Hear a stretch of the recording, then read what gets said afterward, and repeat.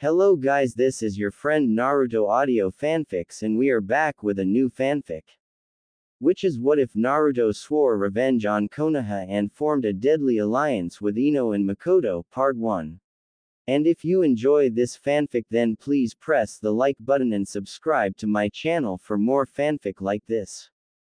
And now let's start the fanfic. Many years of torture was finally taking its toll on the blonde boy's mind. As yet again he was walking home from another beating. All he could wonder was if he will ever be accepted or just accept the fact that he was nothing but a demon. Why do they still don't accept me? Why do you want their acceptance? Why is it so important? A voice said in his mind. Because I want them to see me as a human and not a demon, the blonde boy stated. I mean, what do I have to do become Hokage? He paused. That's it, I will become the Hokage and that way they will have no choice but accept me. You know that won't work, Naruto. They will never let you be Hokage. Whatever, at least now I have a goal, and even if I can't reach it, it will help me keep my sanity and won't go demon on them and slaughter the village. You say that if it was a bad thing, the voice joked, but if it is what you want I will help you out, Naruto-kun. Thanks, Kyuubi-chan, Naruto said as they reached his apartment. He opened the door only for the room to explode. Naruto was sent flying back down the hall. After he landed hard on the floor he noticed that all the room on his floor were empty and that the resident had moved out. Seconds later he heard what seemed to be cheering and clapping. Thing like, the demon is finally dead, and, we finally did it. Naruto just laid there as the flame began to consume the apartment building.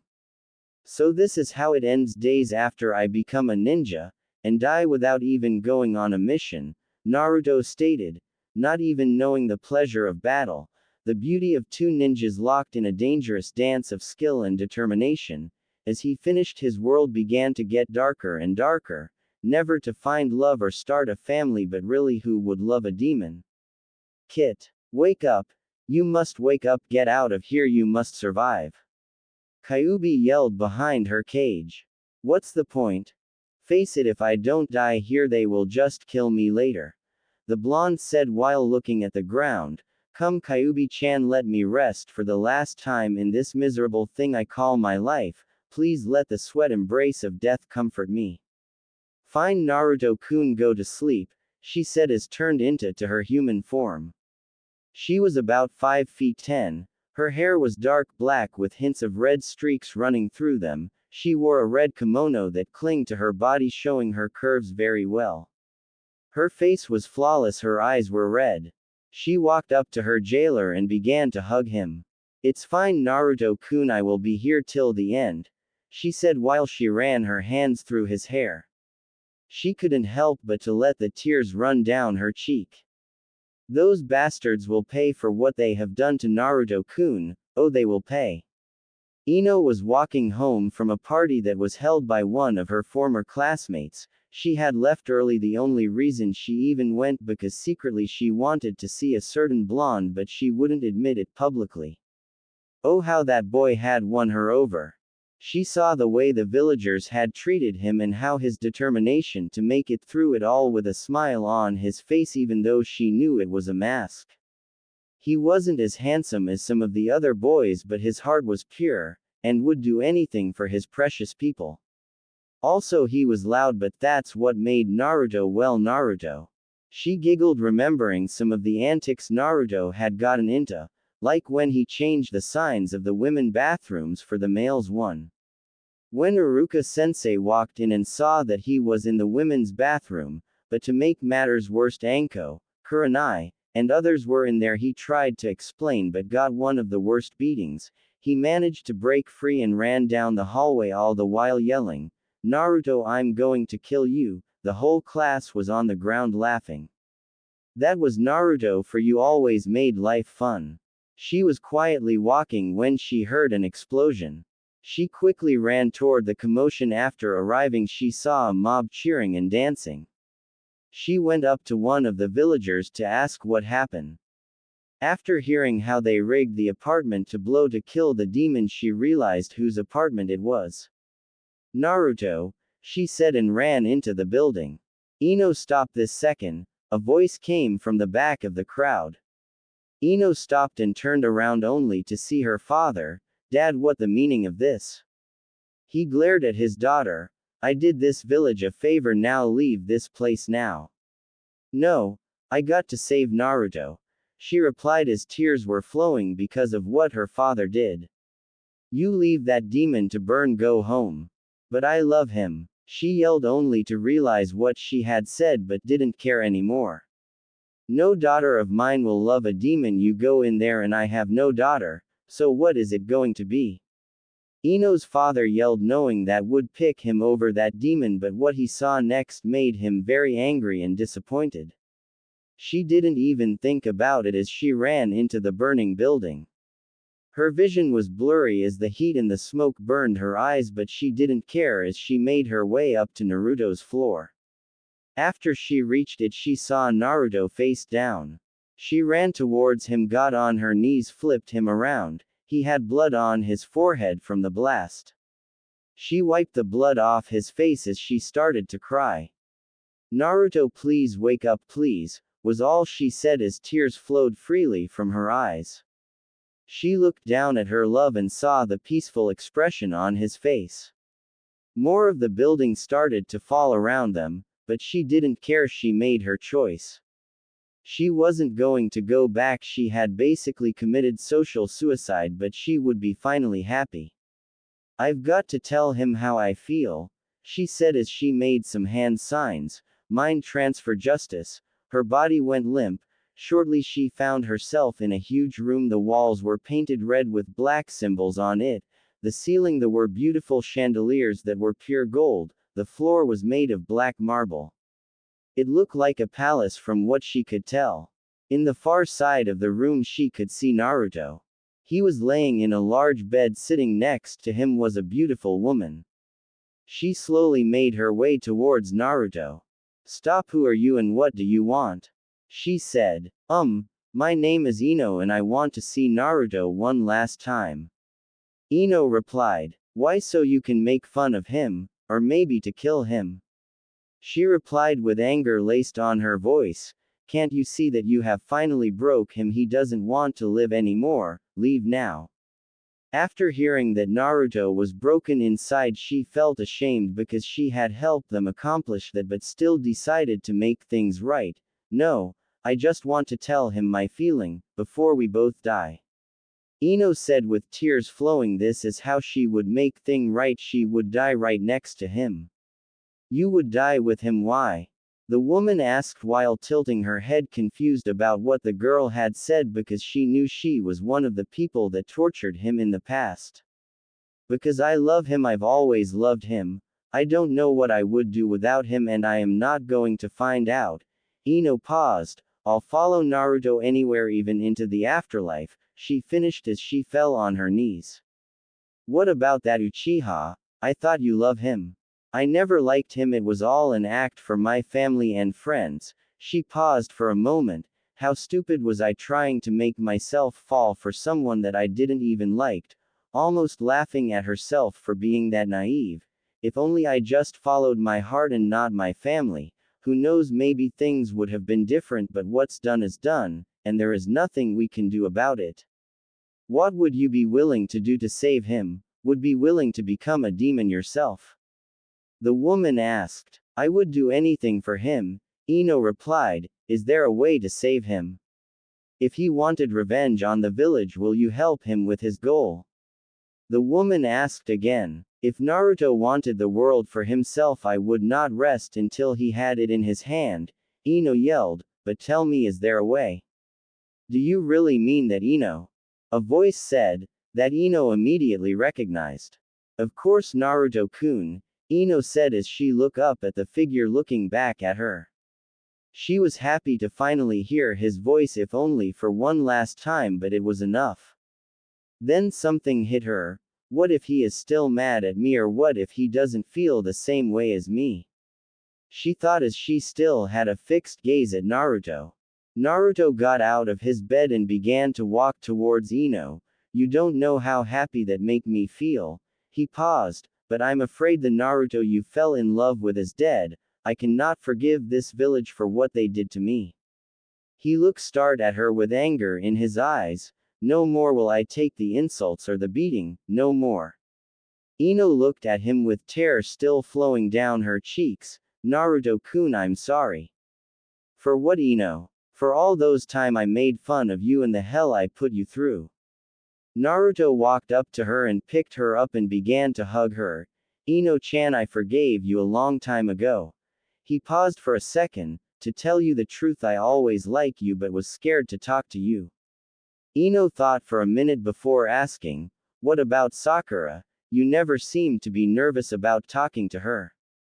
While still holding her, he began to explain that he never liked her and found her quite ugly, not physically but her personality. He only acted like he liked her so Ino wouldn't find out. If one thing he hated was rejection from the girl he liked, so he went after her. Also why he acted as a total idiot, it was all an act to cover the pain he felt. I guess we both played an act to fool each other because the fear of rejection, but really if we just acted on what our hearts told us, we could be happier now.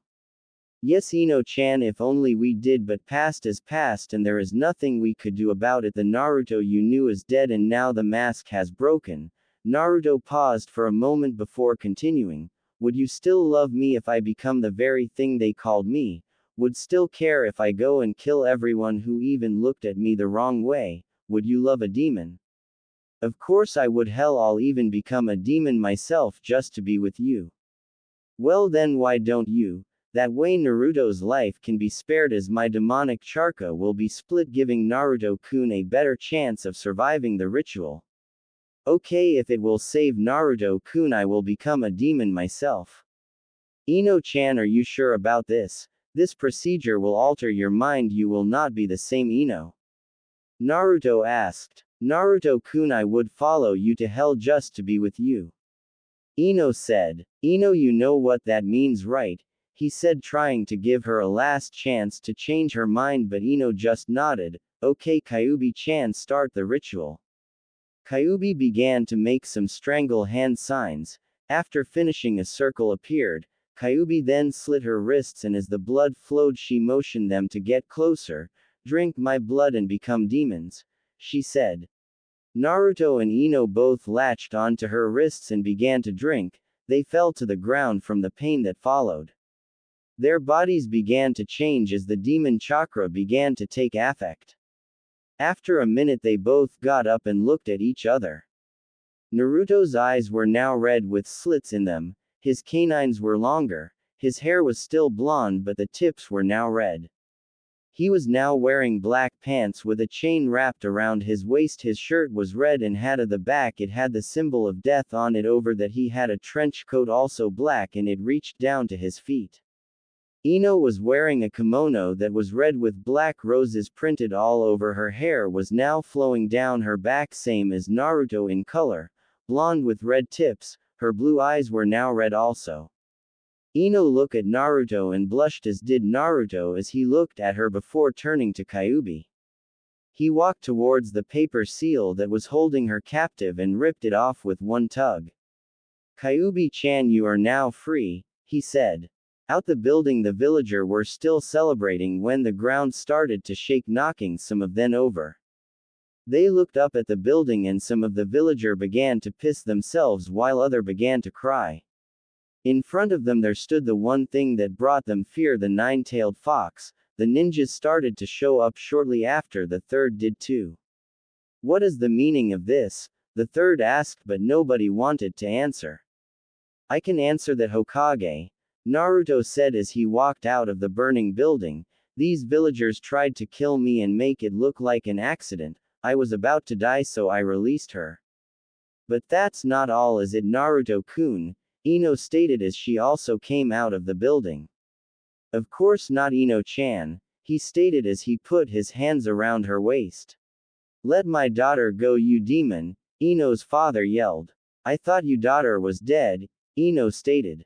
Now Ino-chan, you don't have to talk to these humans, after all they all will die, Naruto said while leaking some Ki killer intent, which made the ninjas get into defensive stances. Now no need for that. If I was going to kill you I would have done so. Naruto paused before continuing, okay, I am going to offer you all one time, whoever want to come with me come forward and no harm will come to you. After a minute no one said a word. He was about to speak when he heard a whisper. Nah. Naruto K-kun, is that why you? A girl said in the back. Hinata, what happened to you? Naruto said as he noticed she had cuts and bruises on her arms and a black eyes. My dad found that I wasn't hanging with you to beat me, said I am going to the caged bird tomorrow, she said with tears rolling down her face. Hinata-chan, come with me and no one will ever hurt you again, Naruto said as he walked towards her and reached out his hand, which Hinata accepted without even thinking. Naruto-kun, I just want to tell you that I love you, she said softly into his ear as he carried her next to Ino. I know and I will protect you for all eternity, Naruto said as he bit her on the neck. Hinata whimpered at the pain but did not scream. A bright light suddenly engulfed her, the bursted making everyone temporary blind. When they got their vision back, couldn't believe what they saw. Hinata, the shy girl that was beaten, now stood confidently next to Naruto. She was now wear a blue kimono with black roses printed on it. Her eyes were now red also. The only thing that remained the same was her hair. Hokage-sama, I'll tell you this right now, this village will fall and I'm going to burn it to the ground, but as a show of respect for protecting me all those years I am going to wait until you die, Naruto said as the villagers were now cowering in fear. But if anyone comes near me, Ino-chan or Hinata-chan, they will die a very slow and painful death, he warned as he turned around to his girls. Come girl, time to leave, he said as he jumped on Kyuubi's head. Seconds later Ino landed to his right side as Hinata landed on the left. In a burst of fire they were gone. Hokage-sama, what do we do now? One of the ninjas asked. You heard him, if we chase him he will destroy the village. For now we will train more shinobi and try to get more allies, but I doubt that they will ally themselves now, he said. Tomorrow the village is now on wartime laws. Well, there you have it. Hope you liked the revised version. Please review and tell me what you think. Many months later the village of Konoha was on full alert. The third had stepped up its patrols along its borders. He sent many ambassadors to many of the hidden village to set up alliances for the upcoming war. So far Kurigakure, Sunagakure and various smaller villages had joined with Konoha as they set aside their differences to fight their common enemy. Jiraiya had returned to the village and was training the new genins. The council was disbanded as their decision process was too slow in a time of war, so the Hokage had complete control of the village. Unknown to them, a pair of red eyes were watching them from the shadows. Suddenly the figure disappeared to report to his master. Meanwhile, somewhere near Rain Country in one of its border cities, the figure appeared in front of a rather large building. He made his way up to the last floor where there was a large door. The door had various foxes engraved in it. He slowly opened the door to a dark room. The only light that could be seen were from candles that were on the wall. He looked up to desk in the far end of the room. There he saw a shadow. Even though he could not see his face, he knew that he was staring right into his very soul. Itachi, what is the report? The shadow said. Naruto-sama, it seems Konoha has prepared for a war. The Sannin named Jiraiya has returned to train the new genins. They have increased their patrols on its borders. Itachi reported. Ha, that's rich. So they seem to think they can stop the inevitable. Fine, let them think they can, all the more fun for me. Naruto said. It that all? No sir, it would seem that they have allied themselves with Kiri, Suna, and some rather smaller village to aid them in their cause. Like that really matters, that only means more blood for me and my beauties to spill, right girls? Yes, Naruto-kun, two female voices said behind Itachi. Ino-chan, Hina-chan, did you have fun? Yes we did, Naruto-kun. Ino said with a smile on her face that sent shivers down Itachi's spine. And what about Orochimaru? Did he take my offer? Why don't you ask him yourself? He is dying to see you. Hinata said as she threw his severed head at Naruto's feet. Oh Orochimaru, I'm glad you saw it my way. Naruto said as he drove his foot down on the head and smashed his head like a pumpkin and sending blood and brain matter all over the room. Well, it seems that sound is up for the grabs. Them Itachi, I want your men to go into sound and conquer it, make them bow to my dominion, and any who doesn't, make sure they suffer a very slow and painful death. Naruto ordered. It will be done, Naruto-sama. Itachi said as he bowed and poofed away. Outside the building, Itachi appeared and let out a sigh of relief. He was scared of him. Yes, the mighty Uchiha was scared to death of Naruto. He still to this day remember when he first saw him. Flashback 2 months ago. Naruto, Ino and Hinata were walking into a small farming village. Itachi and Kisame were following them very closely. We get him when they fall asleep, right? Kisame asked. Yes, we will. For now, let's keep an eye on them. Itachi replied. They watched as Naruto stopped in front of the largest house in the whole village. They both got into position to make their strike when they heard the couple speaking. Ino-chan, Hinata-chan, what do you think about this place? Naruto asked. I love it. Ino said. It's okay, but I need some entertainment, I'm getting bored. Hinata said. Now Hina-hime, don't worry, you will. But first we need to rest for the night. Tomorrow I promise we will have all the fun you can handle. Naruto said as he looked around the village. Tomorrow indeed. Naruto walked up to the door and knocked. A man came to the door. He was about in his mid-30s, had a mustache and was quite large. What do you want, brat? The man yelled. I like your house, I'm going to take now. Naruto said with a smile on his face. Who is it, dear? A woman said as she was holding her 10-year-old son behind her.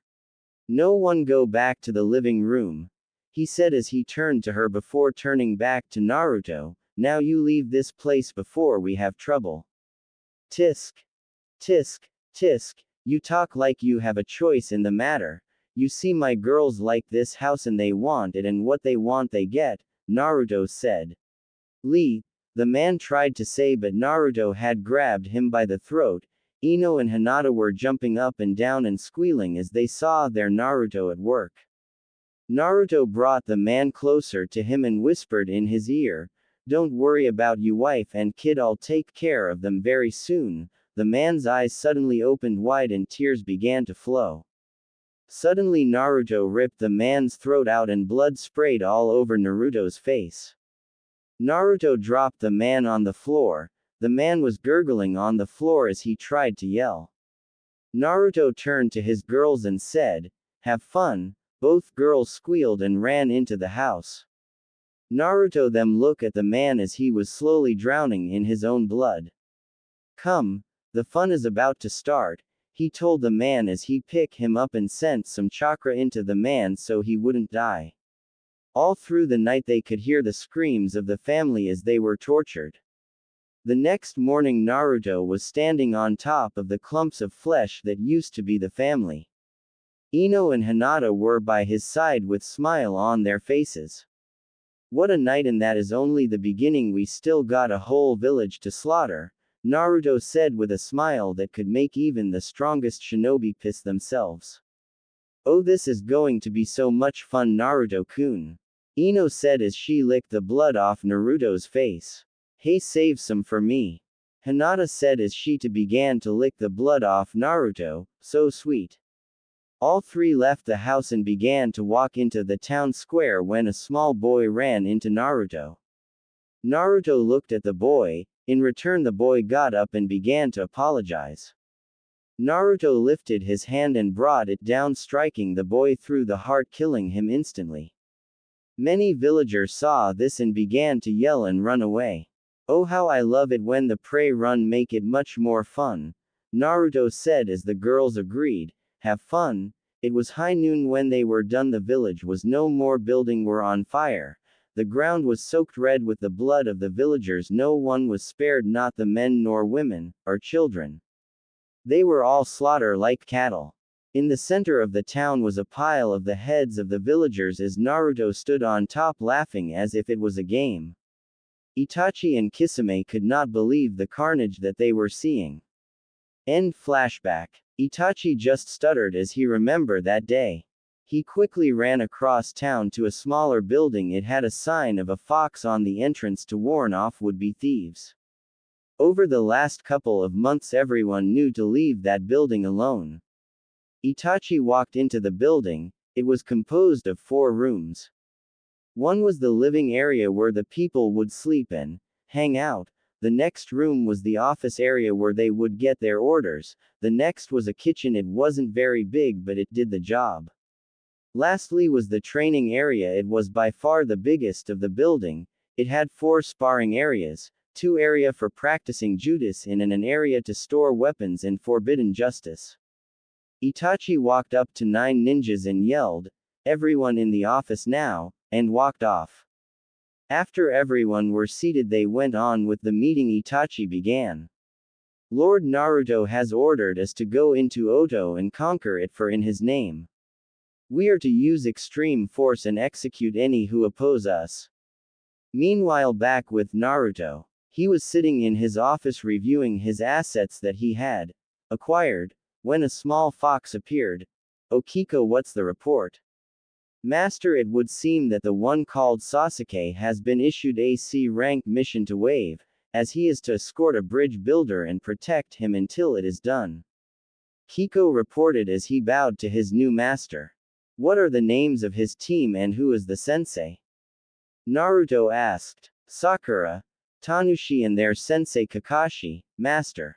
"Really, now I guess it would be rude of me to not pay them a visit then," he said with a smirk on his face. "Also master, there have been reports of Zabuza and his apprentice Haku were seen in the area," the fox stated as he bowed. "Fine, I want you to go fetch Itachi and Kisame and tell them to find replacements from my army for the invasion on Oto. I have a special assignment for those 2. "Right away master." The fox bowed and poofed out of the room. "Are we going on a trip, love?" a voice said as a pair of arms wrapped around Naruto's shoulders. Naruto quickly turned around and grabbed the shadow and began to kiss her. After a minute he broke the kiss. "Yes Inohime, we're going to see some old friends. You remember Sasuke and Sakura, right?"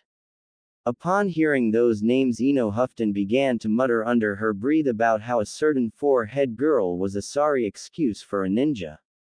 Now Inohime, no need to get flustered, they will get what's coming to them in due time. Besides, what I got planned for them you're just going to love," he said as he kissed her up and down her neck, nipping in certain areas causing her to moan at the pain. "Pleasure."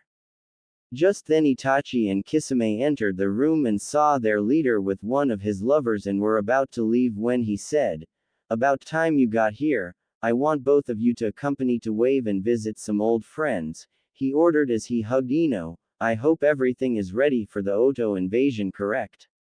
"Hi Lord Naruto, everything is all set for the invasion. Oto will be yours by the end of the week and we will have everything ready by then for your arrival." Itachi bowed, as did Kisame, as this was the 3rd time he had seen their new leader. Flashback 2 months ago. Naruto and his girls were walking near the border of rain and fire when they were confronted with Itachi and Kisame. "Naruto-kun, you are to come with us," Itachi stated with no emotion on the outside but was frightened on the inside as they still remembered the massacre that he and his girls had done. "And if I don't, what then are you going to make me?" Naruto replied, not really caring, but soon realized that if he got control of Akatsuki he would have some of the most powerful shinobi in the world at his disposal. "Fine, we will go with you." To say Itachi was surprised was an understatement. After 3 days of walking they reached the opening of a cave. They slowly walked in and before they knew it they were surrounded by all the members of the Akatsuki. "Well, what a welcoming party. I am flattered, but now I am going to say this once: bow down before me or you will die," Naruto yelled. Laughter filled the air as all 10 of the ninjas were laughing at the boy, demanding them to bow down. Pain, the leader at the time, walked up to Naruto and tried to kill him for such a lack of respect. As he brought up his sword, everyone stopped laughing and watched their leader. Soon his sword came down ready to kill him, only for the sword to stop in its tracks. When he looked up, he found that Naruto had stopped the sword with his bare hands. He struggled to loosen the grip but couldn't.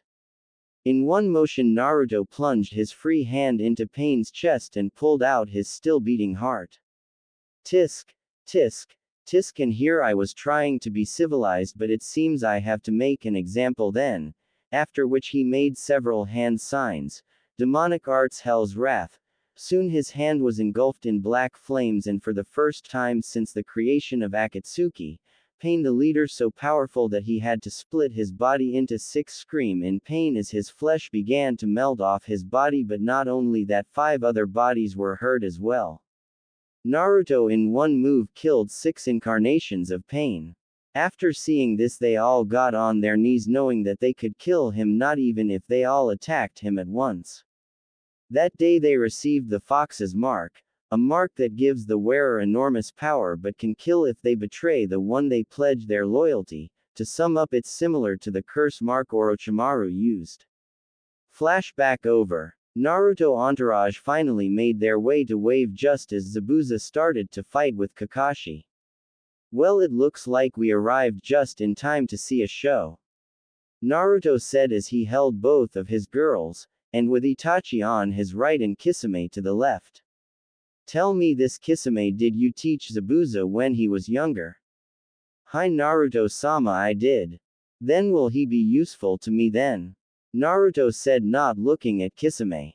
Hi, he would make an excellent addition to your ranks. Not many people know this about him, but he is a genius when it comes to strategy. If you look to the left, you'll see what I mean. Everyone look at the place Kisame pointed to, and they saw a hunter nin overlooking the battle. Naruto was impressed at the forethought that Zabuza had used, but at the same time the hunter nin was studying the opponent. As they always say, have an means for escape. Yes, he will be a valuable asset, but he has to survive first. They looked on as the battle was escalating. It had seemed that Kakashi was about to kill Zabuza, but the hunter nin was about to make a move. Well, I guess it's show time. So you can read the future, Zabuza said as he was pinned to the tree. Yes, I can, and Zabuza, you have no future, and was about to attack when he noticed Senbon needles coming at him, but the needles never hit their targets as several kunai knives hit them out of the way. Soon after, all the ninjas present heard clapping and 5 shadows appeared on the edge of the clearing. Nice show, I was impressed to say the least, the middle shadow said.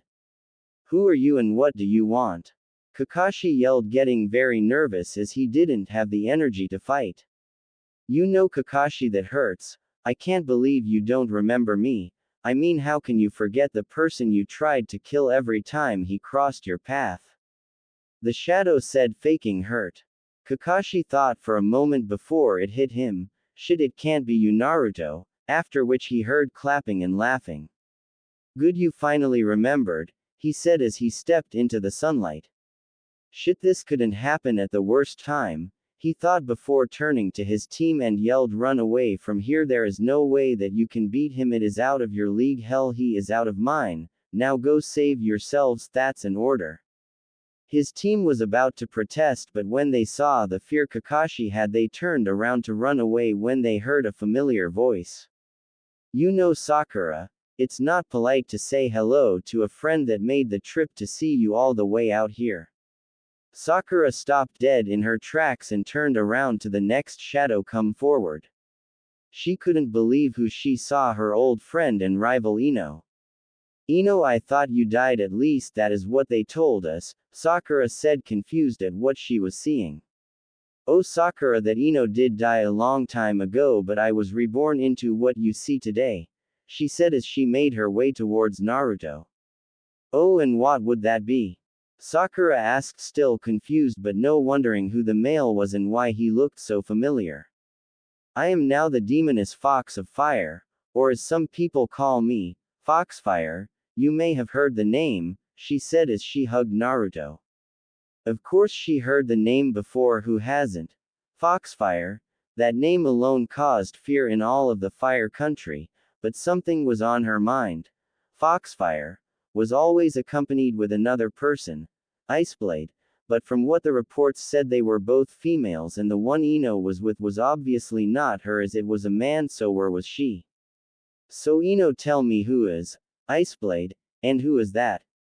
Now Sakura-chan, I can't believe you forgot me too, Naruto said, but to answer your question, Hinata-chan, you can come out now and introduce yourself.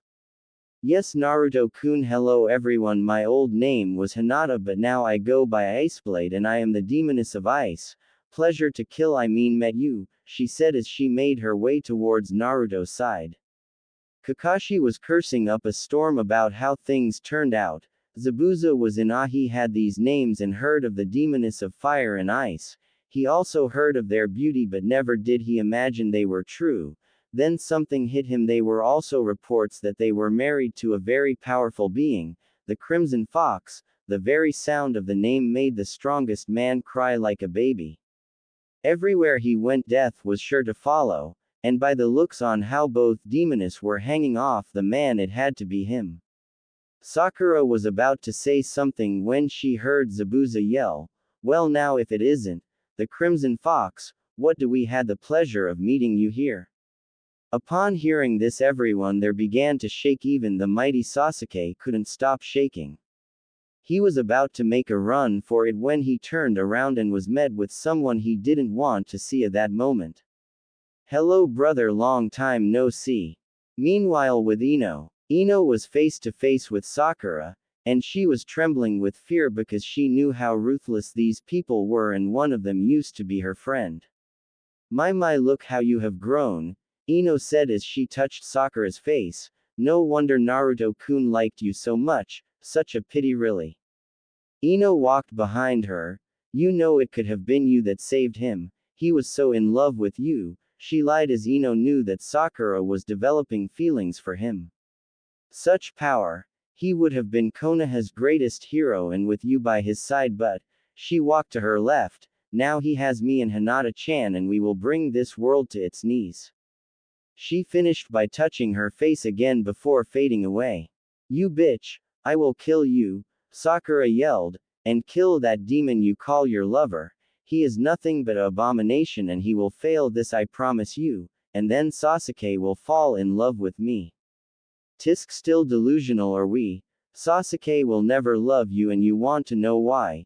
Ino showed up again in front of her, because how can someone love someone so ugly? Ino placed her pointer finger on her forehead. As she touched Sakura's skin began to burn, and she began to scream. Ino just had a wicked smile as she slid her finger down her face. With Naruto, Hinata was standing next to Naruto with her arms wrapped around him. Naruto just stared at Kakashi and Tenushi. Kakashi was extremely worried as he faced Naruto and Hinata. Tenushi was only looking at Hinata. "Hinata-chan, what are you doing with that demon?" he asked her. "Don't call me that, only Naruto-kun can call me that, and to answer your question, I with him because I love him and I am helping him with his dreams of ruling the world." "No, this can't be. You can't love him, he must have you under a spell, but don't worry, I'll kill him and break the spell." And with that he lunged at Naruto. He had a hand on his sword. Naruto on the other hand just stood there showing no emotion. To him that boy was no threat, but he would soon find out why he is feared all through the shinobi world. Seconds passed and Tenushi was about to strike Naruto, but all he hit was air as Naruto disappeared. Now, no need to get all ahead of yourselves, you all will die soon enough." Naruto appeared behind him, which scared him as he didn't sense him before. "All we came to do is say hello to our old friends," and with that Tenushi was knocked unconscious. Naruto grabbed his shirt before he hit the ground and threw him toward Kakashi like he was a rag doll. "Now Kakashi, where were we when we were rudely interrupted?" Before anyone could answer, a scream was heard. It was Sakura. "Ah, music to my ears." Zabuza and Kisame. Well, you look well, Zabuza, Kisame said as he walked towards him. As he got closer, Haku jumped in between both of them. Now, girl, step away, you don't know what I am capable of, besides, I have a offer for the both of you. Haku looked at Zabuza and moved out of the way as he nodded to her. What kind of offer? Zabuza asked. To join Naruto-sama on his conquest of the world, Kisame said as he got closer to him.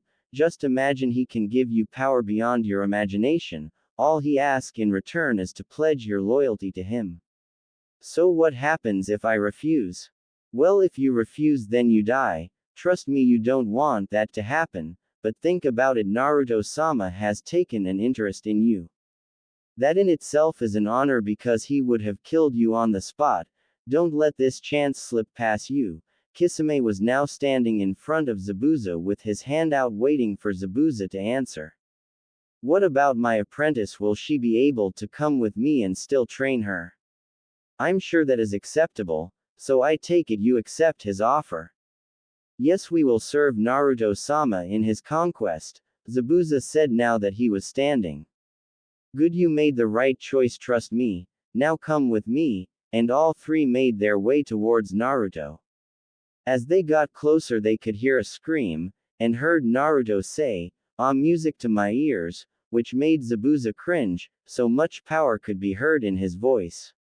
Lord Naruto, Lady Hinata, Zabuza and Haku have accepted to join your ranks and pledge their loyalty to you. Kisame bowed and pointed to the now bowing missing nins. Is this true? You will follow my orders with no questions, Naruto said. Hi, Naruto-sama, we Zabuza, aka Demon of the Mist, and Haku, aka Mistress of the Wind and Water, will serve you until you have no use for us or die. Both were on their knees at this point. Fine, Zabuza and Haku, you now belong to me. You will follow only my orders, no one else. You will never bow to anyone but me. Naruto went through some hand signs and his hands began to glow. He slammed his hands on each of the missing nins, after which they scream of the pain. After a minute they both got up and looked at their arms. Suddenly a curse mark in the shape of a fox appeared. At first they were red but them turned black. With that mark you will be granted power, but I give you this warning, if you ever betray me this seal will kill you on the spot. You got me? Hi, Naruto-sama, Bo said, bowing. Well, now that has been taken care of, let's go. I'm tired. Zabuza, take me to your hideout, Naruto ordered. Hi, this way, my lord. Itachi, come, we are leaving. Ino, Haim, come, you can have your fun later, and Ino was by his side moments later. Kakashi, consider yourself lucky you lived to see another day, but let me tell you this, the next time we met I will kill you. Go home, forget about Wave, I'll take care of it soon, so go and wait for the day I kill you. Itachi with Sasuke. I will kill you, bastard, Sasuke roared as he ran towards his older brother. Itachi just dodged as Sasuke was throwing kicks and punches at him. Sasuke was getting furious because he knew that Itachi was just playing with him. Is that all? Such a weak Uchiha, I'm ashamed to call you my brother. Itachi just looked at him with no emotion on his face. You bastard, fight me and I will show you how strong I really am. Sasuke went through several hand signs before he began to spew fire out of his mouth and began to form a dragon. It went flying toward Itachi and hit him full blast.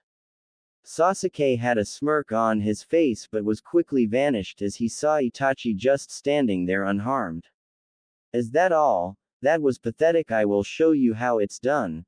And with that he went through the signs and Itachi's dragon was twice the size and faster as Sasuke didn't have enough time to dodge and was hit full blast.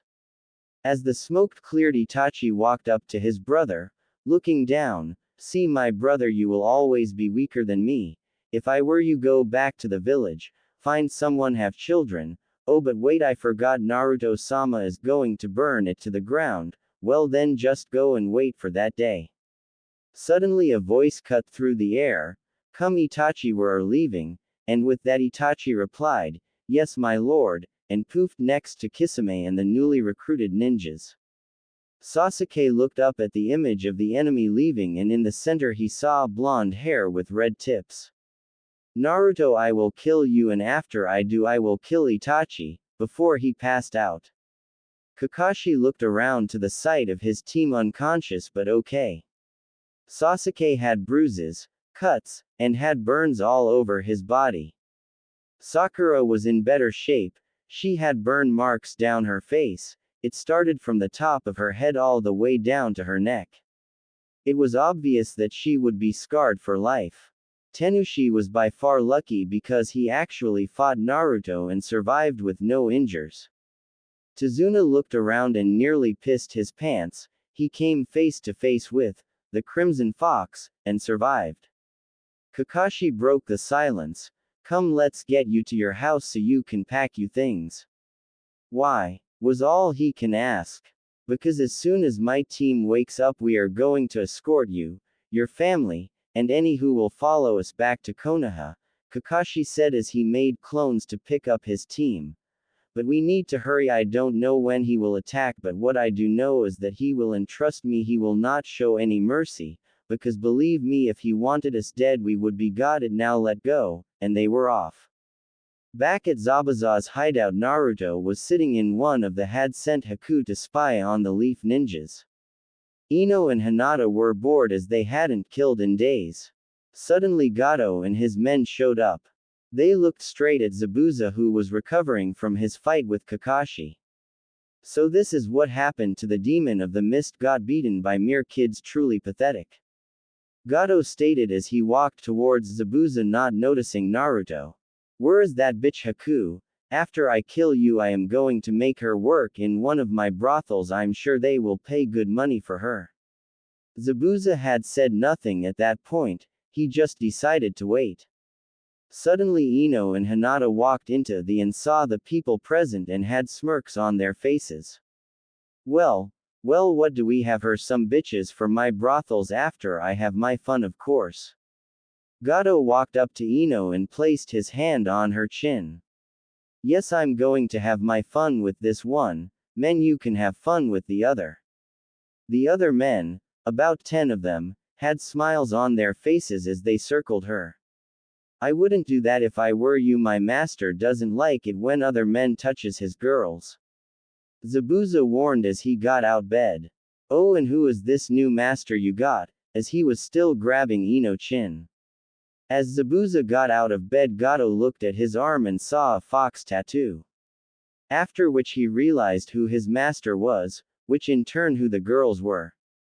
Everyone back away from her, don't touch her.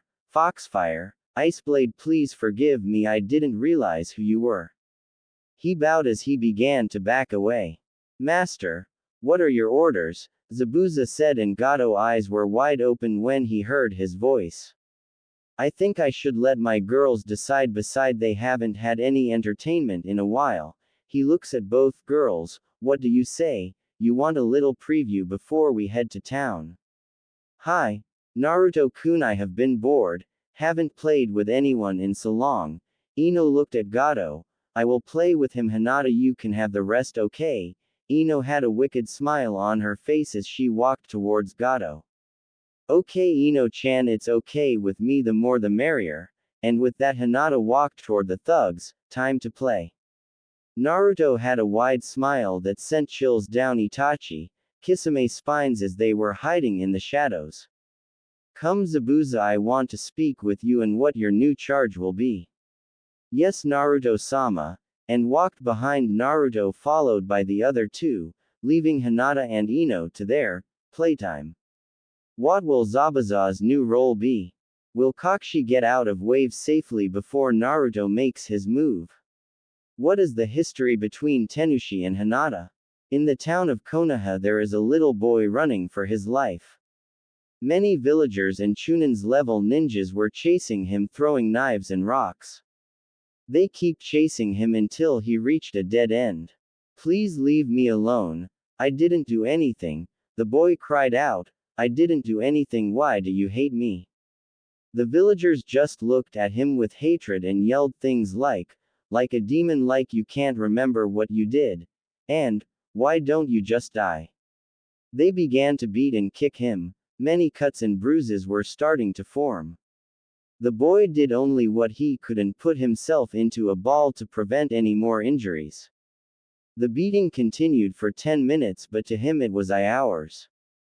Finally they stopped and 4 of the Chunins walked up and unsheathed their katanas. They drove the blades into the young boy's chest and stomach.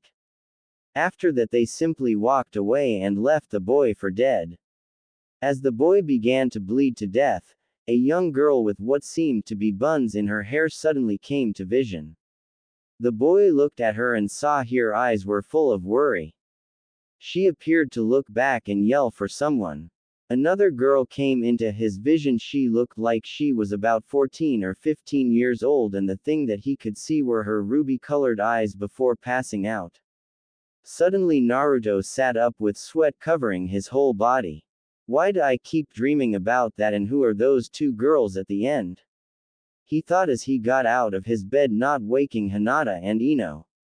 He got dressed and walked out into the cold forest. A small fox suddenly appeared and bowed to his master. Master, I'm here to inform you that sound is now yours and ready for your arrival. Good to hear. Is there any more news you need to report? Hi, Ryo-san from the Land of Winds has informed me of another vassal, Shukaku the one-tailed raccoon. Ah well, I guess after my little vacation I should visit my brother. Think it's time for a family reunion. Fine, dismissed. Hi. And with that he disappeared. I grow tired of this place. Pack everything up and be ready for our departure. We leave at sunset after we deal with Wave. He ordered to a shadow behind him while dispensing huge amount of ki. Hi my lord, it will be done, the shadow said as he walked forward, and the darkness was washed away to reveal Itachi. Meanwhile at Wave, Kakashi was sitting in the living room at Chizuna's house. He was thinking how thing went from an escort mission to a evacuation mission. Chizuna was telling his daughter the story and what they were going to do next. Kakashi got up and went to check up on his students. Sakura had yet to wake up. Her face was completely disfigured and suffered some broken bones. Sasuke's arms were burned but was quickly healing up. He also had broken bones, but what worried him most was his state of mind. Tenushi, who surprisingly had no injuries but his pride, his mind was also his concern. Sakura began to turn in her bed and slowly woke up. Her eyes were completely void of life and an emotion. She seemed not to care for life anymore, and that scared Kakashi. He was about to say something when he felt a huge pressure coming towards them. He knew it was time. Hurry everyone, time to leave. Bring only the essentials, hurry.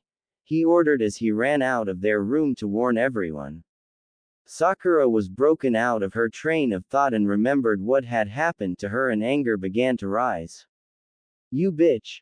You will pay for what you did to me, she said as she felt the scars running down her face. Oh yeah, you will pay dearly. With she got up and got her stuff. Tenushi was still sitting on his bed thinking about what had happened. Why Hinata? Why would you follow that demon? I loved you ever since we were little, so why follow him and not me? No, it can't be true. He must have you in a spell or something. Don't worry my dear Hinata, I will save you from that demon, just watch. And with that he got up with determination in his eyes. I will save you and make you mine.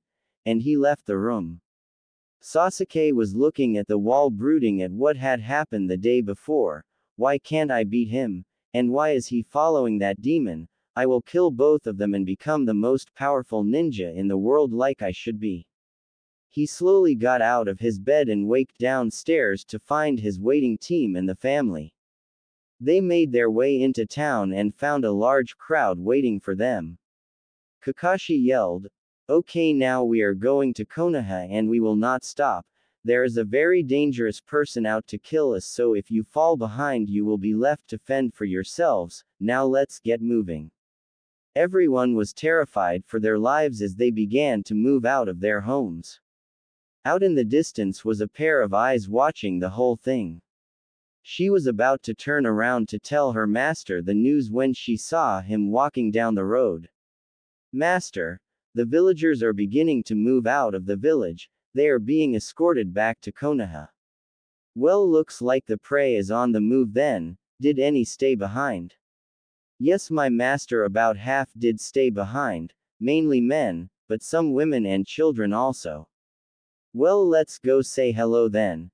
And with that all his minions and girls followed Naruto as he made his way to the village. He made his way to the center of the village and began his speech. Villagers of Wave, I have came to tell you that your village is now saved from the clutches of Gato, as proof I bring you his head. He looked at Ino, who walked up to him and pulled the severed head out of a bag. See, here is your proof, come and see everyone. After he finished his speech, many villagers that stayed behind started to come out of their homes. As soon as they saw the head, they began to cheer. One of the villagers asked, "Tell us, who are you so we may praise your name?"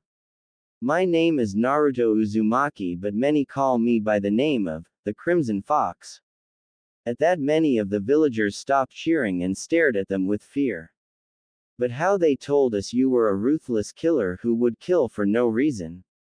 Tell me who says these things." "The Leaf, let me tell you something, the Leaf, they are the ruthless killers, not me. Yes, I kill, I am a ninja and it's my job to protect my people. But they say you're a demon and should not be trusted." One of the villagers yelled. "A demon? I guess you can call me that, but tell me, would a demon free your village?" "No, he would not, he would destroy it. The Leaf has clouded your minds and tried to take you back to its village so they can turn you into slaves, the men in work camps, the women in brothels to fulfill their lust, the boys would be sent to the richest family as their slaves, and the girls would be sold to rich fat businessmen as their personal plaything. Disgusting. But I am here to offer you a safe haven from them, as they will come back and take you by force next time." The villagers began to think about what Naruto had said and looked at the children and women. The men couldn't believe that the Leaf would do such a thing, but then remembered what Kakashi had said about that man. What they heard and what they seen was totally different, so they made their choice, and in one thunderous voice yelled, "All hail our new leader Naruto Uzumaki, the Crimson Fox," over and over again. Naruto raised his hand and his follower. "Now everyone, we march to sound, and I promise you that you will never have to worry about becoming slaves of that village or any village ever again." "What about our friends? What will happen to them?" one of the villagers asked. "My people, I am sorry to inform you that their minds are completely clouded by the Leaf and it's too late for them, but I will do the only thing I could. I will free them from their bondage. May they forgive me when I meet them again in the afterlife. Now go to your new home." Naruto turned around to look at Itachi, Zabuza, Kisame, and Haku. "I want you to take them to sound and set them up in their new homes. We will meet up in a few days." "Hi," they all said as they bowed. Kakashi was getting very worried. How was he going to protect the villagers? He only had 3 genins. From he had heard, the Crimson Fox was very powerful and ruthless. They were running for hours. They would have made to the border hours ago, but now they had about 15,000 innocent people to protect. He looked back and saw that they were tired. He signaled them to stop. "Okay, we rest for 10 minutes, drink and eat quickly." He walked back to his team and was completely worried for them. Sakura was looking into the distance and was apparently thinking about something. "First I'll kill that demon you love so much, Ino, then I will slowly cut up that pretty little face of yours. You will pay for ruining my face." Sasuke was brooding as always. "Damn you, brother. I will get stronger and make you pay, but first I will kill that bastard you call your master.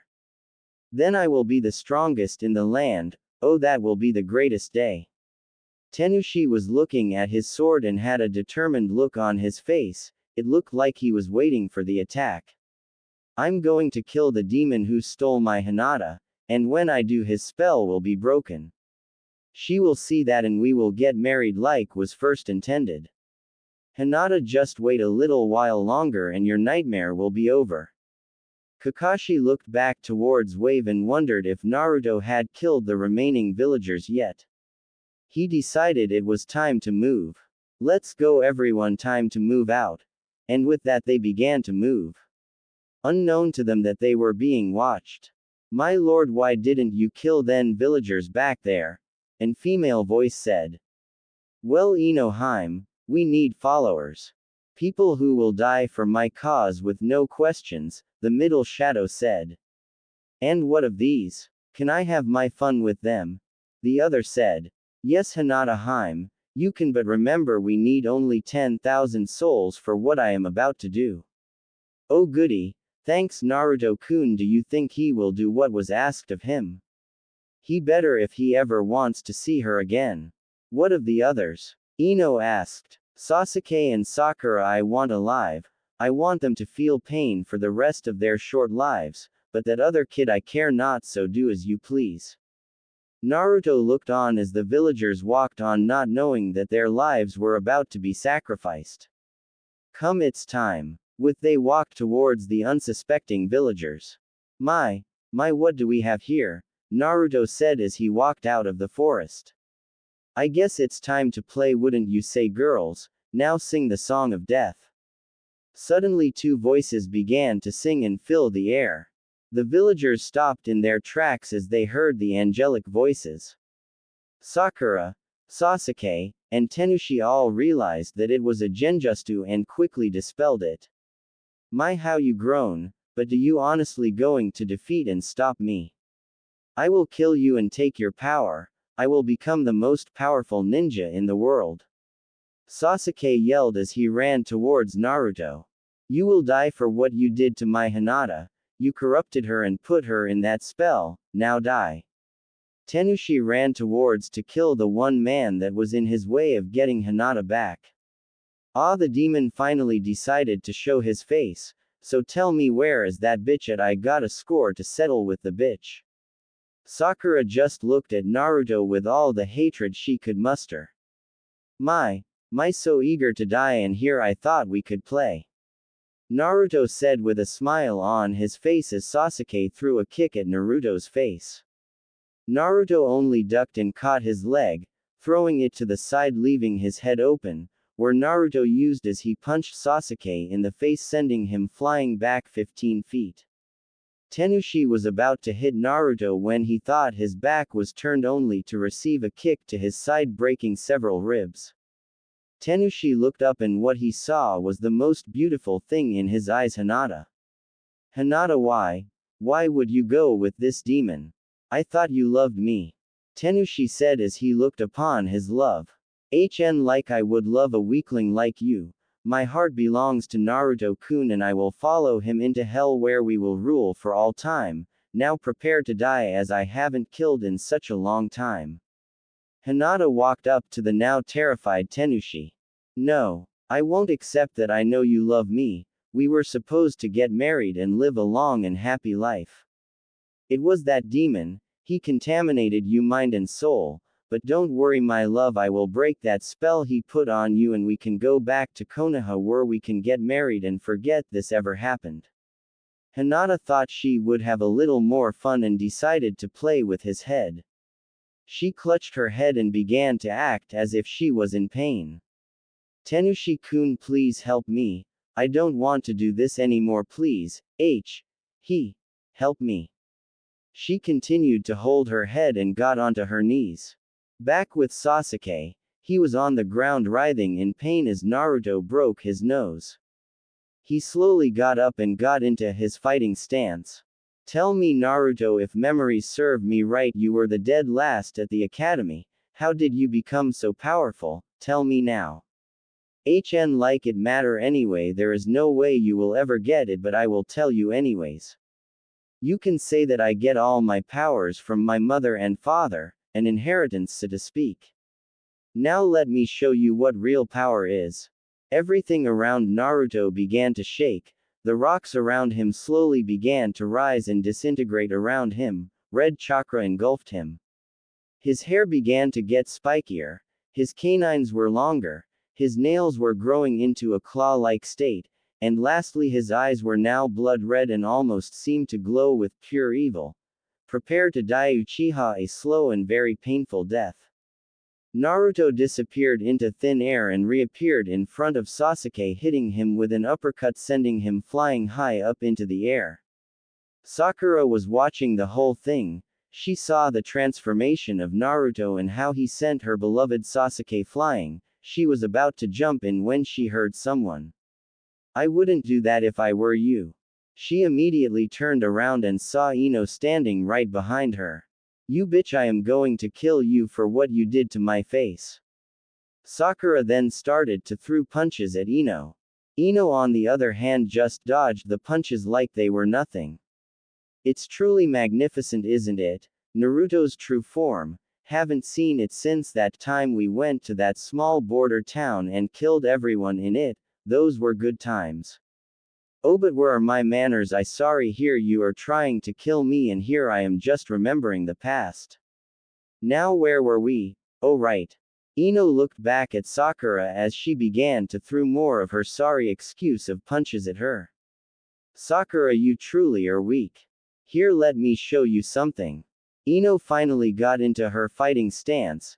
Don't worry Sakura, I will go easy on you. With that she disappeared. Then the wind picked up. Sakura didn't know what was going on until she felt pain on her stomach. Want was that I didn't even see her hit me. Must be a trick, but no, the pain is real. Suddenly as she saw a flash, jumping to avoid the kick at the last minute. She was on guard when the next series of attacks came at her. She managed to avoid many of them but couldn't stop the last one as it hit her on the arm. A snap was heard followed by a scream. The bitch broke my arm. Damn, she is too strong, and if she is holding back there is no way I can take her on. Got to find a way to get out of this situation before she kills me. She was brought out of her daze as she felt intense pain on her left leg. Ino had broken her leg in 4 places, making it almost impossible to move. Well, that was no fun. Man, here I thought you would at least give me some form of entertainment. Boy, I guess I was wrong. I should kill you here and end your sorry excuse of a life, but I will let you live, train and become stronger, because when I come back I expect a challenge. Oh, by the way, here is a little gift to help you keep yourself motivated. Ino walked up to Sakura and bent down, lifted the right hand. That hand began to glow red, then black. The black fires of hell. It is said once burned with it the pain will never go away. She placed her hand on Sakura's left arm. The arm was then engulfed in the black fire. Sakura began to scream as loud as she possibly can before passing out. Truly weak and pathetic. Back with Hinata and Tenushi. Hinata was on her knees faking that she was in pain and wanted to be broken from her spell. Please Tenushi-kun, break the spell. I can't hold on anymore. I just want to go home. Tenushi just ran up to Hinata, worried that she was in pain. What, Hinata? I will save you from this hell, I promise. Suddenly as he was about to reach Hinata he felt pain in his stomach, and before he realized it his was airborne. Such a fool, so blinded from your obsession towards me, and that is your downfall. Prepare to meet mother. Hinata slowly walked over towards Tenushi as he landed 10 feet away. Tell me, did you really love me or my position as heiress of the Hyuga clan? After the question Tenushi thought for a minute before Hinata spoke again. Oh, a pause. I guess I got the answer. You only wanted me for my position in society, and for that your life is now over. Hinata, no, that's a lie. I do really love you. Ever since I first met you when we were 6 and I didn't know what love was, I loved you. You were so beautiful and strong, but then that demon showed up and ruined everything. That never stopped me from trying to get you to notice me, but you only had eyes for him. Tenushi had tears running down his face as he spoke those words. Please Hinata-chan, fight whatever spell he has you under on. Realize that I am a better person for you. I am ready to give you my heart to you and devote everything to make you as happy as you can possibly be for the rest of my life. Oh really, you ready to give your heart and devote your life to me, huh? the Hinata got into a thinking pose as a wicked smile came over her face. Okay, I'll take you up on that. She got closer to Tenushi and slammed her right arm into his chest and pulled his still beating heart. As the heart was still beating and blood squirted from it, she raised it to her face and drank the blood. Tenushi just watched in horror as he saw the woman he ever loved rip out his heart and drank the blood from it as if it was a soft drink, so sweet, he heard her say. Hinata-chan, why? There is no way that you could act like this, but you are. His body still hadn't reacted from the shock, but slowly it was becoming limp. As he fell to his knees, tears were flowing freely. Hinata looked at Tenushi with no emotions whatsoever. She watched as he fell to his knees and the tears that flowed, and still nothing. To her he was just another worthless human, only in this world to provide her with entertainment. She saw the life drain from the eyes of Tenushi and only a sinister smile crept onto her face. She walked up to him and looked down at him. Now you will die. Say hello to mother when you see her and have fun. She lifted her left hand and gathered demonic charka. When she had gathered enough, she slammed her hand into his temple, then stomach, and finally into the hole that used to house his heart. Seconds later his head exploded, sending brain matter into the air. His stomach followed. His intestines now decorated some of the trees that were nearby. Finally his torso exploded, sending more blood flying. For 20 seconds it rained blood and Hinata just stood there with her hands out and her face looking up. She had her mouth open and drank the blood as it hit her face. Kakashi just stood there as he saw his student blow up at the hands of Hinata, also the mutilation of his other student, Sakura, in which she will be in constant pain for the rest of her life. Now his attention rests on his prized student fight the most sadistic person in the world. He couldn't help and feel guilty for setting them up, but the offer was too good to pass up. Flashback 2 days ago. It was after their first encounter with the Crimson Fox. They had finally made their way to the client's house safely without much trouble. Kakashi had just finished checking up on his students. He walking in the woods close to the village. Little did he know that Naruto had sent a fox to deliver him a message. Suddenly Kakashi was face to face with a red fox with 2 tails. Kakashi-san, my master has a message for you. And with that a letter materialized as the fox disappeared. Kakashi picked up the letter and read the message. Hitaki-san, I have looked into your soul in that little encounter yesterday. I have an offer for you. If you are interested, come and meet me at the places specified later tonight at 3. This is only a one-time deal. If you refuse this, you will never get another chance. Crimson Fox. Kakashi was deep in thought about the whole situation. What to do? Should I go see him? But what if it's a trap and attacks while I go? Then again, I would like to know what kind of deal he has to offer. I guess it wouldn't hurt to just go and see him.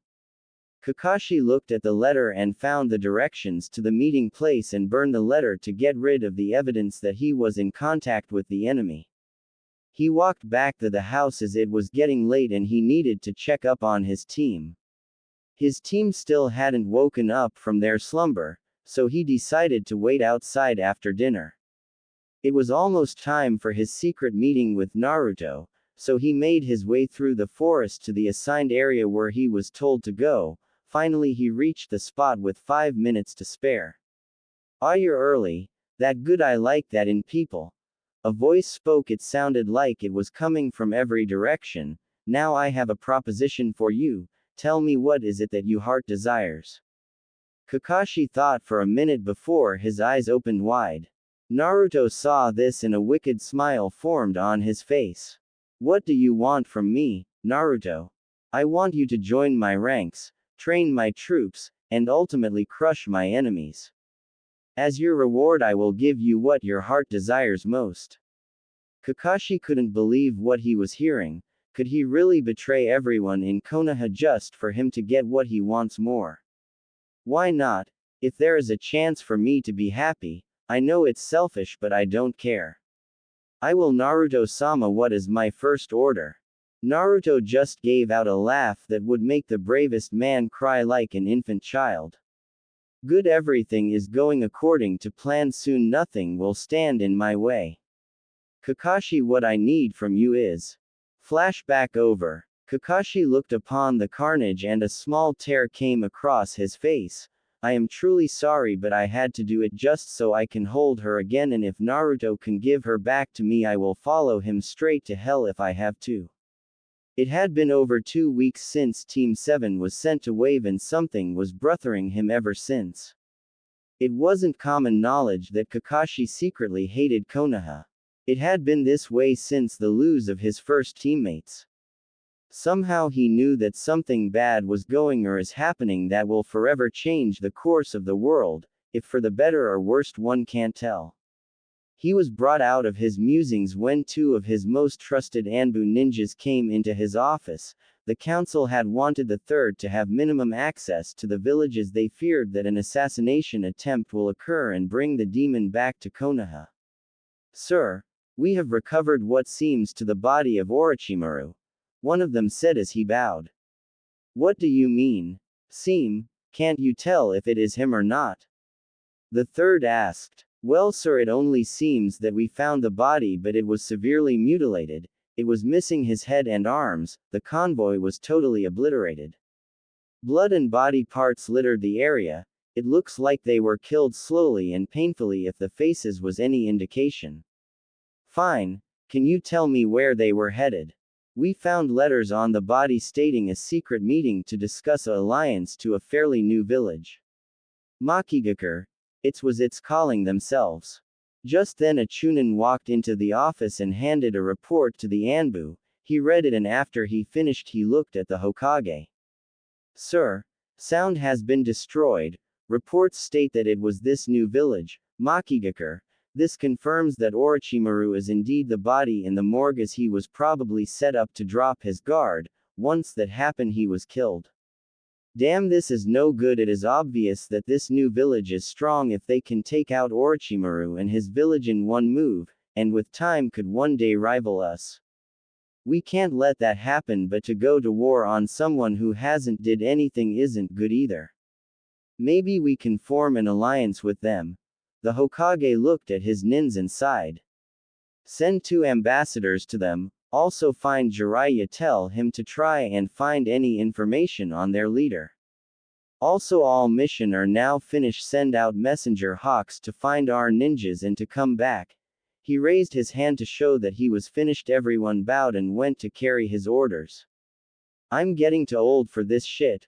Why did you have to leave, Naruto? All this started because of you. Flashback over. It had been a week and most of the ninjas were now coming home from their abandoned missions.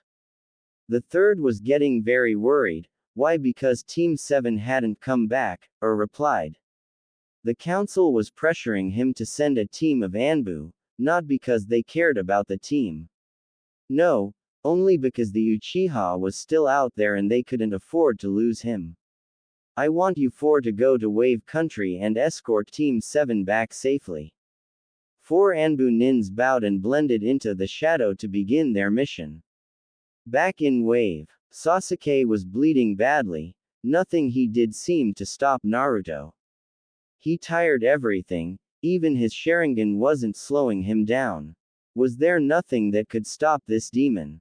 Naruto looked bored. He had hoped to at least work up a sweat, but this was pathetic. Naruto began his assault again, hitting Sasuke in the ribs, quick jabs to the head, and a kick at his legs, resulting in a shattered leg. Sasuke was finished. There was nothing he could do. Naruto, on the other hand, had something special in mind.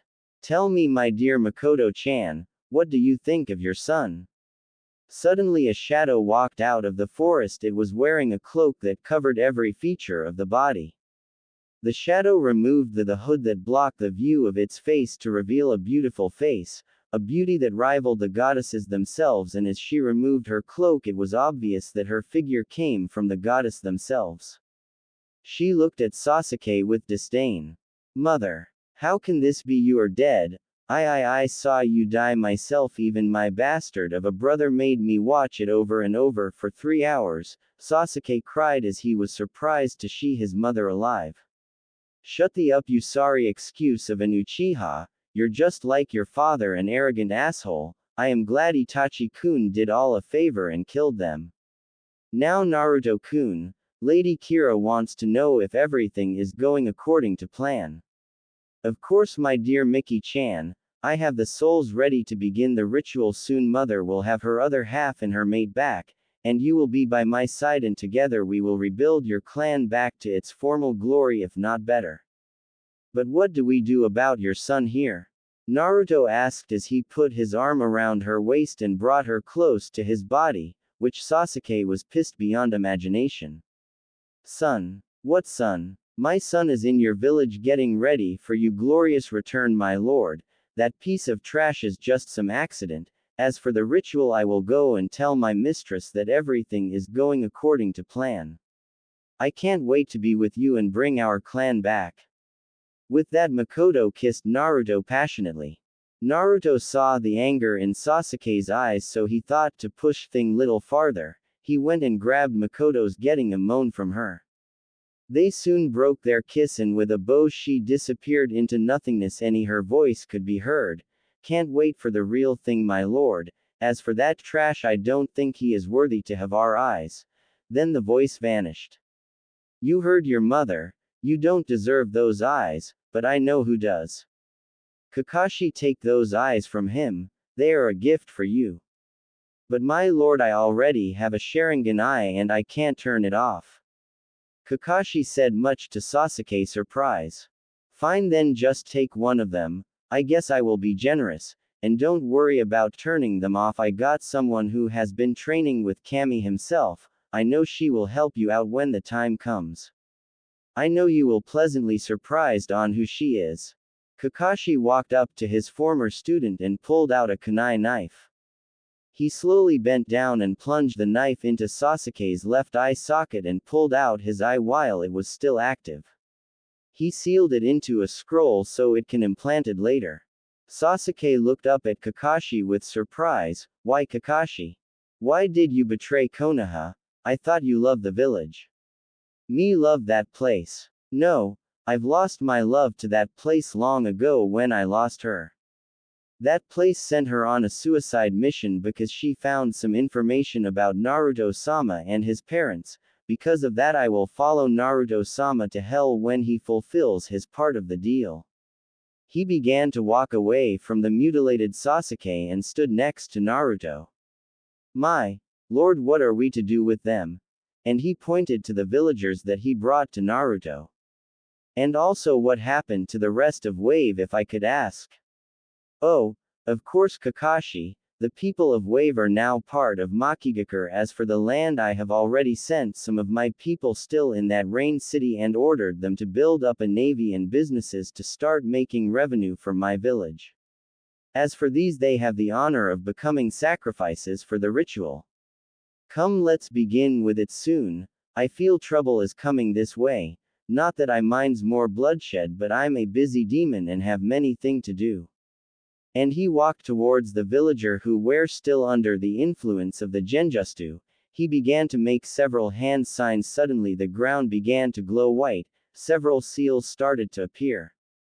A wall of charca engulfed the area and produced a dome that could be seen miles away, which got the attention of the Anbu team as they made their way towards Wave, but unknown to either of them, they got the attention of a small group of wandering ninjas. They all had cloaks to cover their faces. One of them spoke, getting the attention from the rest of the group. That energy is demonic by nature. We must go and destroy it.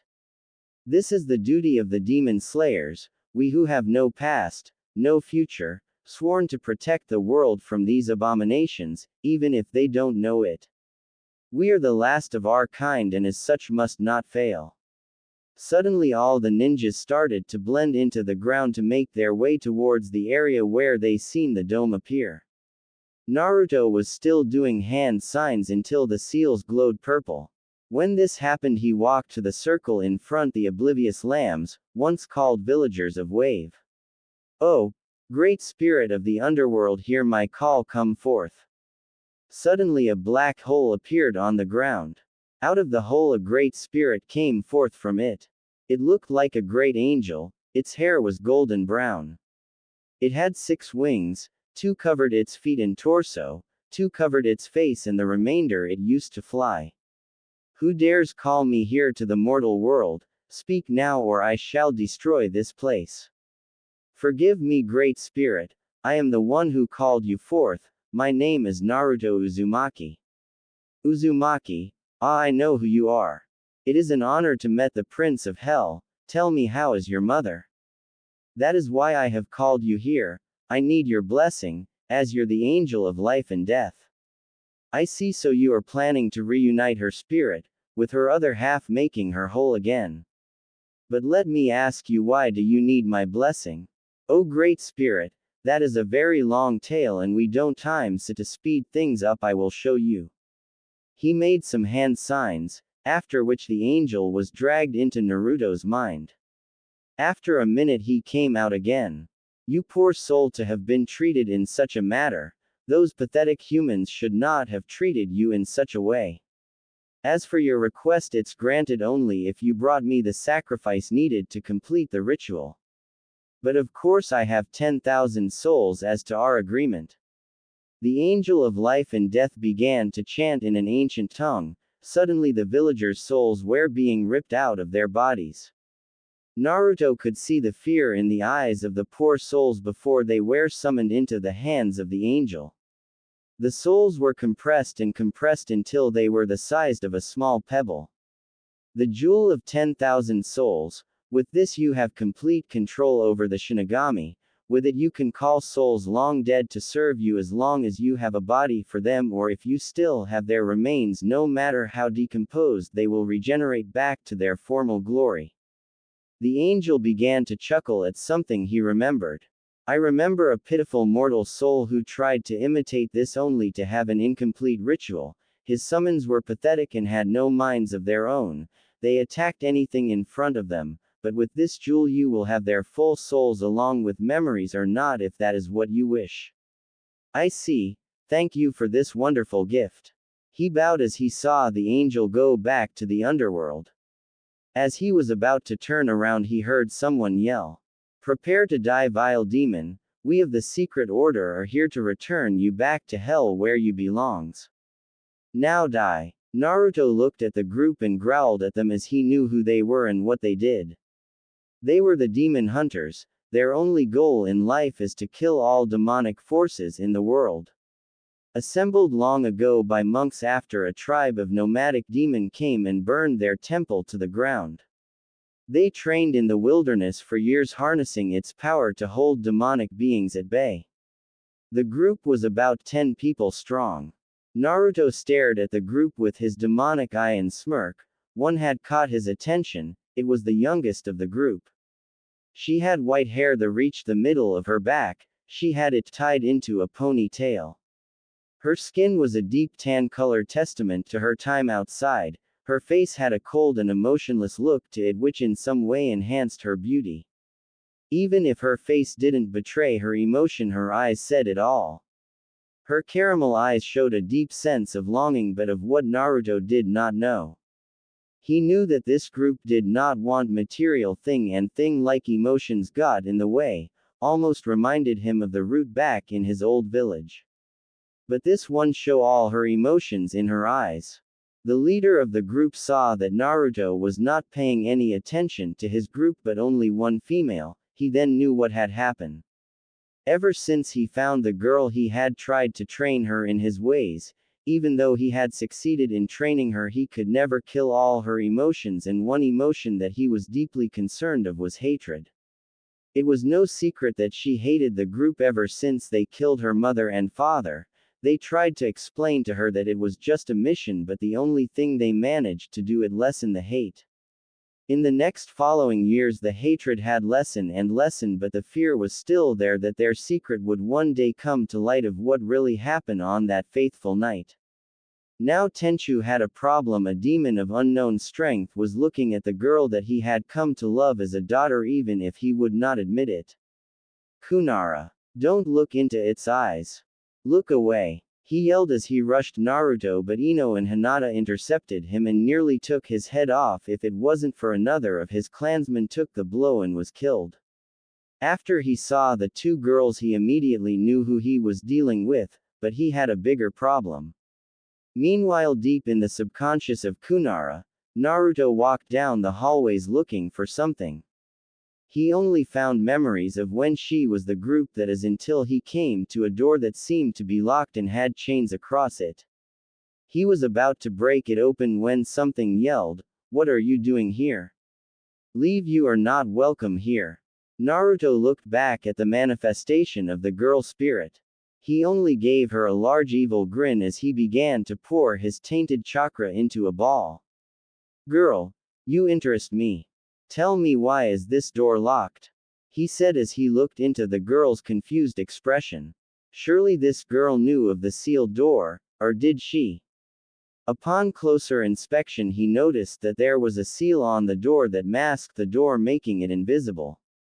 What was behind this door that the mental barriers had to be in place? Maybe it could be something that would benefit him in the near future. "Fine, I will leave, but let me give you a small gift. Hope you enjoy it." And he vanished, leaving behind a small ball of red charca. It began to grow and grow until it exploded, revealing the masked door to the young girl. She went to open the door, and when she did, all those hidden emotions and memories came back to her. The only thing she could do is scream into the heavens as pain coursed throughout her body.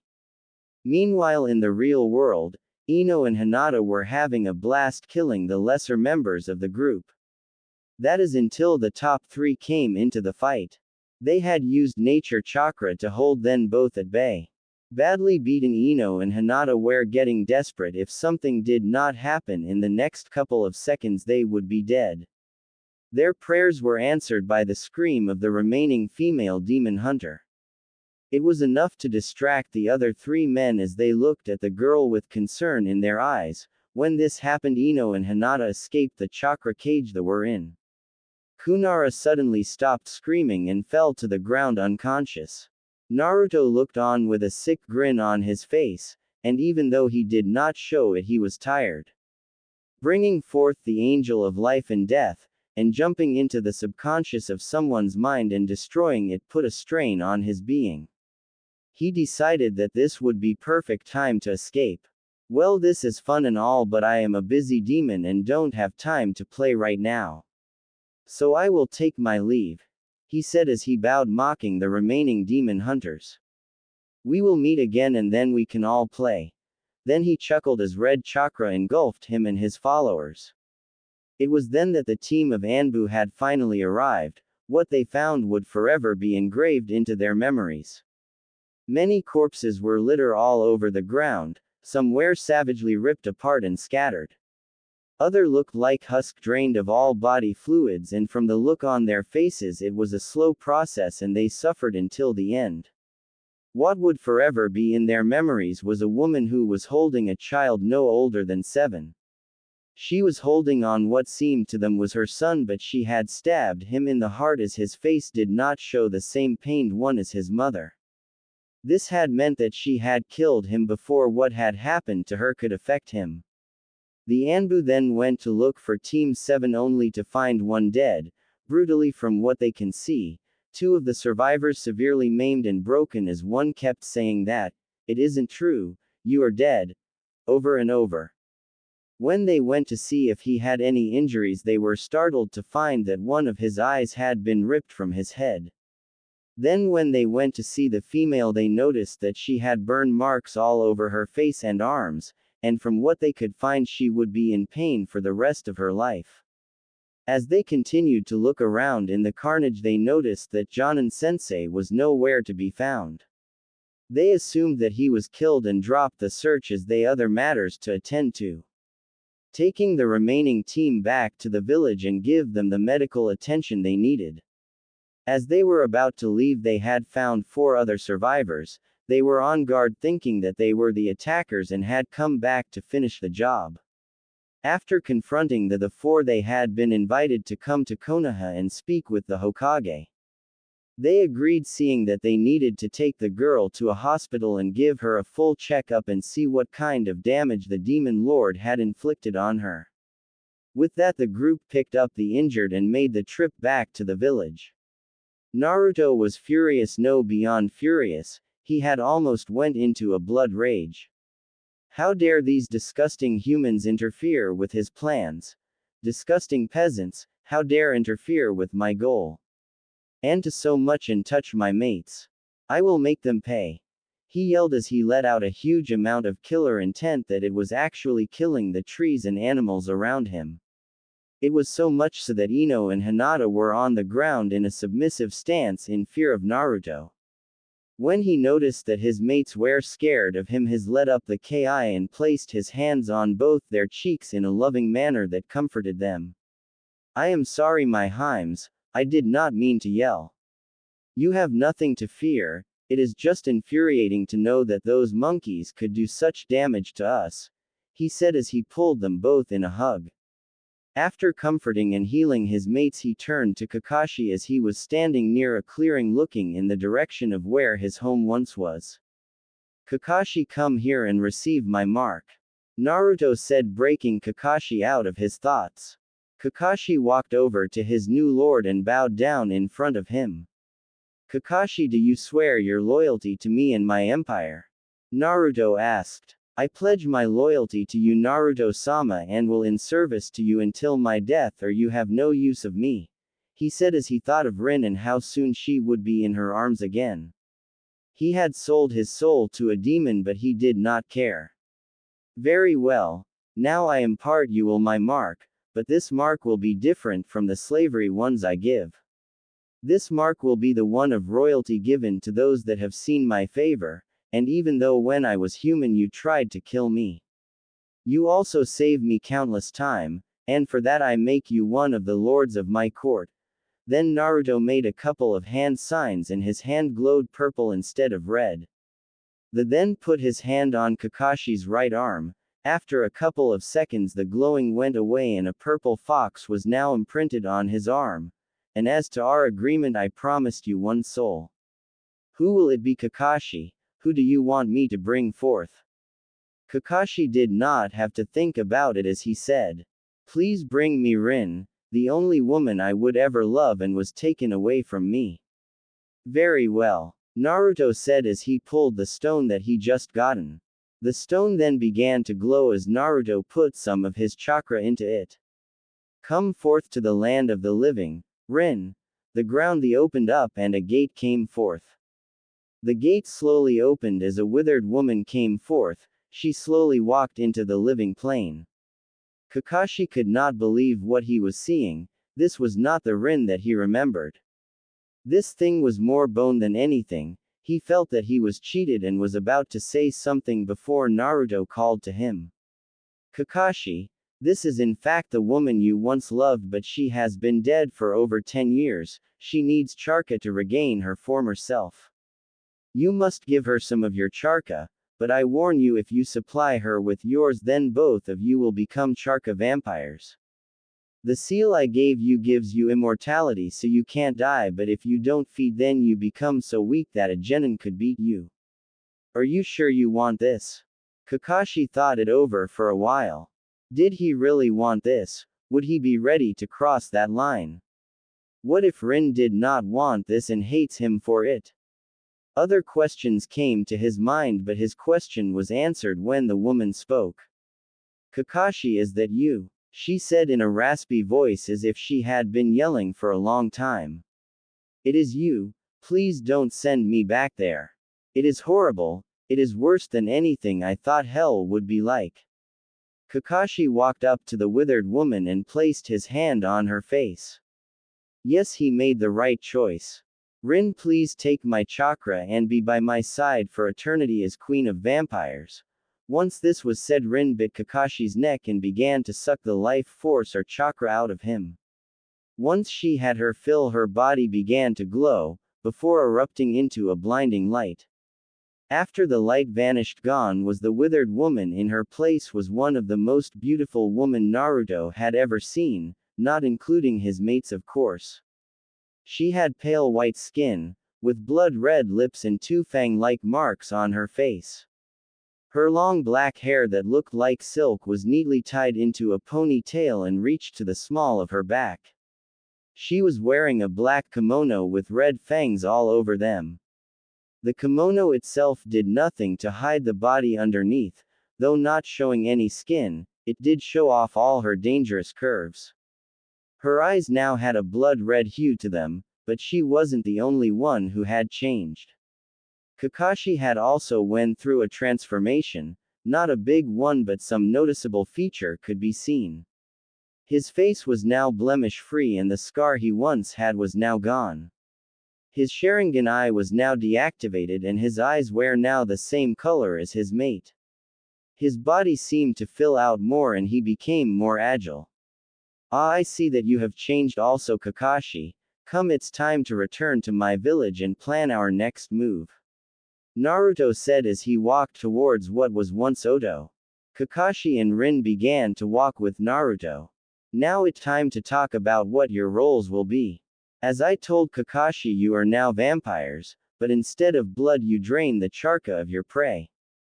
The same principles apply to you as any vampires. If you bite your victims you will inject your taint into them. In time they will either become vampires if they are pure and be one of your children, or if not they will become mindless ghouls that will destroy anything in their path. They can only be controlled by the one who infected them. Naruto said as they walked towards Makigakure. It had taken them 4 hours before they reached the border of their new evil empire. Once they crossed they were met with Itachi and Tobi. Naruto was no idiot as he knew who Tobi really was. They had a confrontation the day that Naruto took over the organization. They had came to an agreement that Naruto was going to give Madara control of the western section of the empire to do as he sees fit. Madara in turn gave him his clan to do as he saw fit. Which at the time seemed like a good idea until Madara recapped the deal and saw that he got the short end of the deal, but it was too late seeing as he was already bonded with the seal. At first he was furious but then decided that there was nothing he could do about it. Naruto was his lord now and he lost the chance to create a Uchiha-only nation seeing that Naruto was also lord of the Uchiha. Master, welcome to Makigakure. Everything has been set for your glorious return. Itachi said as they both bowed to him. Has my general been placed yet? Naruto asked. Hi. Zabuza and his apprentice have been placed at the military compound and has been training the new recruits in the way of warfare. Madara said. Good. Kakashi here will be in charge of the special forces. Naruto said, then he turned to the vampire couple. I expect an army of vamps by the end of the week. Take any of the citizens that you deem fit. Of course, my lord, it will be done, but I have a question. Where are we to be stationed at? Of course. Naruto said, then he pointed to the castle that just below another one. That is to be the home of the vampires. Name it as you see fit. I will bring you human servants and weaponsmiths, they are not to be harmed. And as time goes by I will grant you the eastern lands for your own kingdom. You honor us, Lord Naruto. Rin said as she bowed to him. Come, it is time we head inside as I tire and have yet to spend time with my beloveds in quite some time. I also must speak with mother. Naruto said as Itachi and Tobi guided him into the village hidden in hell. Things could not be getting any worse as Sarutobi was sweating at the news that Team 7 had a run-in with Naruto, or the Crimson Fox, as he was called now. He had met with the remaining demon hunter and they came up with an agreement for the hunters to stay in the village as a new clan so they can recruit new members. He was also saddened by the fact that they had lost one of their most powerful ninjas. Kakashi was the source of most of their jutsus nowadays, seeing that he had the only working Sharingan at that time. It was him that would go out and find new jutsu to add to Konoha's strength. The council was in an uproar when they found out that he had been killed in action by the demon lord, and to make matter worse they had taken one of the eyes of the Uchiha, for what purpose they did not know. The Haruno was of no consequence as she was not from a shinobi clan. Tenushi's massacre sent shocks down everyone as he was the grandson of the daimyo. He was furious when he found out that he was killed on an easy C-rank mission. It wasn't until they told him about the demon lord that thing really hit the fan. He told them that they were responsible for the creation of the demon, seeing that he was human at one time. If they had not provoked Naruto, then he would not have found out about his demonic mother and accepted her. He would have been a strong weapon for the village even if he did not know it, but no, their fear had gotten the better of them and made him into a deadly enemy. It wouldn't be a surprise if Naruto was in Hell Village right now. That overcourse got the attention of the council. If Naruto was in Hell Village, then he would become a more powerful than anyone in Leaf. They could not let that happen.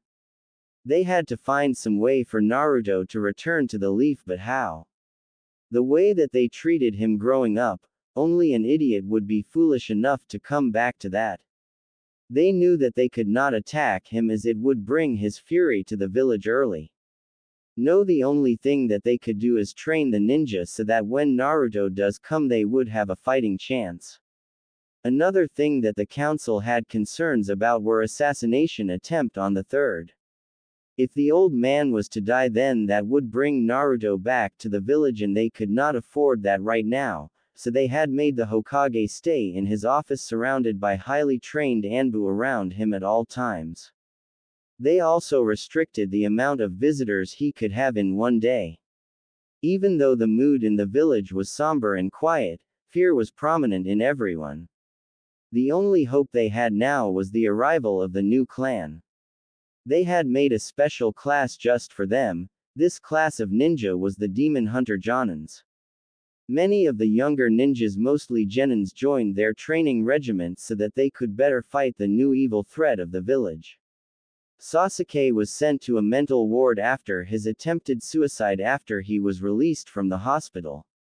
Danzo had personally taken interest in his mental rehabilitation. Though Sasuke had lost much of his memory because of the trauma, he still remembered Naruto and his brother. He promised that he will bring down the demon and bring honor back to the Uchiha clan. Sakura was the first to join the special training as she had a score to settle with her once friend. She had her face covered by a metal face mask that hid her terrible scars. It was made to look like an actual face with the outline of a mouth and nose. The eyes were covered by black material that was hard like steel, but she was able to see out of them. Her arms were covered in medicated gauze that helped the burning sensation, if only for a little while. She would soon use the pain as a tool to help her defeat the demons. I hope you like it. Please tell me if you do.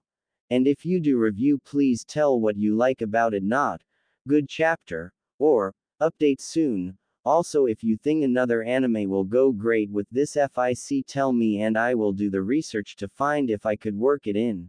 Thanks. I know it's been a while for this one and I am sorry. My laptop that contained this file was infected with a virus. It wasn't until I fixed it that I found it. It's not much, but I hope you like it. It had been 6 years since the whole incident in Wave had happened. Many changes had occurred since then. Konoha had lost a lot of credibility in the ninja world. Mainly because of the propaganda Hell Country had circulated. At first the other major villages had sided with Konoha, but after the destruction of Suna they got the message Makai was sending them. Side with Konoha and you will suffer the same. Suna was now nothing but a sheet of glass as the war machine that was Makai had descended from the sky and from below the ground. Many human lives were lost before the word got out that Suna had been attacked. Once the first wave of the Alliance forces reached the area, they were shocked to find Suna in the state it was in. Men, laid dead, drained of all chakra and fluids. Some of the corpses had their limbs pulled from their still living bodies, if the looks of pain were any indication. Surprising, the Alliance forces never found any bodies of women and children in the midst of all of the carnage. The Alliance had spent 3 days sifting through the carnage for any clue as to who had done this unspeakable act of sheer violence. On the third day they had finally found a recording of one of the high member of the council. In his recording he mentioned a traitor the name of Gara, which from intel reports was the son of the current Kazekage, a whore named Tamari, older sister of Gara, a blonde demon that only went by the name Namikaze, and strange creatures that looked like wolves but moved like men. It was clear to know that Gara, who was a demon container, had betrayed his village and sided with the demon lord Namikaze, in doing so spared his sister, the only person to ever care for him. Namikaze then ordered his army to attack the village, kill the men and take the women and children. As they finished the investigation they noticed several objects in the sky. They watched as the objects broke in several pieces before hitting the ground. They watched in horror as the objects exploded in a huge fireball, then the other objects did the same. Little by little the explosions got closer to the shocked Alliance force before they were hit by the missiles. The end result was the barren wasteland of glass that Suna was today. Konoha had never felt so weak as they did now. Having lost their long-time ally was a major blow to them. With the destruction of Suna, the other villages pulled out of the alliance, not wanting the same fate Suna had suffered. It was clear to know that Konoha needed a miracle if it was going to survive this latest threat. Most people knew the only reason as to why the demon had yet to attack was of his word to wait for the old Hokage to die. After the 5th year they noticed that Hokage's health was declining. As such they had placed him on a life support machine when he suffered a stroke and went into a coma. Jiraiya was named the next Hokage, though he had declined many times. He told them that there was another Sannin who would be a better Hokage, his female teammate Tsunade. Unfortunately, when he found her he discovered that she had betrayed the village, and it wasn't just her that betrayed the village. Many clans had lost confidence in the village and packed up and left. The Nara, Inuzuka, and oddly enough most of the Yamanaka. Only the branch family were the ones to betray their clan and village. Many of the more prominent shinobi also packed their things and left the village. As of yet their whereabouts are unknown, but from reports they state they have been seen near the borders of Makai and Grass Country. Grass Country was the next target of Makai as its rich mineral deposits were of great importance to Hell Country. Speaking of Hell Country, many things had everyone in the elemental countries worried. First was the influx of demon activity that the country had produced. When Makai first made itself known, the only demons that were known were the Fox Demon Lord and his mates, then followed the appearance of the Chakra vampires. As the years went on, the number of breeds had jumped to nearly 1,000. The humans had categorized the demons into 2 classes, which were humanoid and beast. In these classes were a social structure much like the one that the humans had. Humanoid demons were higher in the structure as they had more mental capacity than their more feral counterparts. Beast demons came next. While still regarded highly, they were often looked down upon by most of the humanoid counterparts, or so the humans thought. The reality was that the humanoid demons needed the beast demons as much as the beast needed the humanoid. They had a mutual respect for each other. This being said, the humanoid demons knew that for a beast demon to work to their best they needed a constant amount of anger. It is why they treated the beasts so badly, and beasts were grateful. At the moment Maki had hundreds of humanoid demon ranging from 2 different clans of vampires, one blood and the other chakra-oriented, shadow demons which were used for assassination and spying missions, succubus demons. The only female clan was also on the rise. Telepathic demons, though small in size, were greatly feared for their ability to invade human minds and take over were among their powers. The beasts had no differences other than the animal they were, which ranged from wolf or lycans as the humans had named them.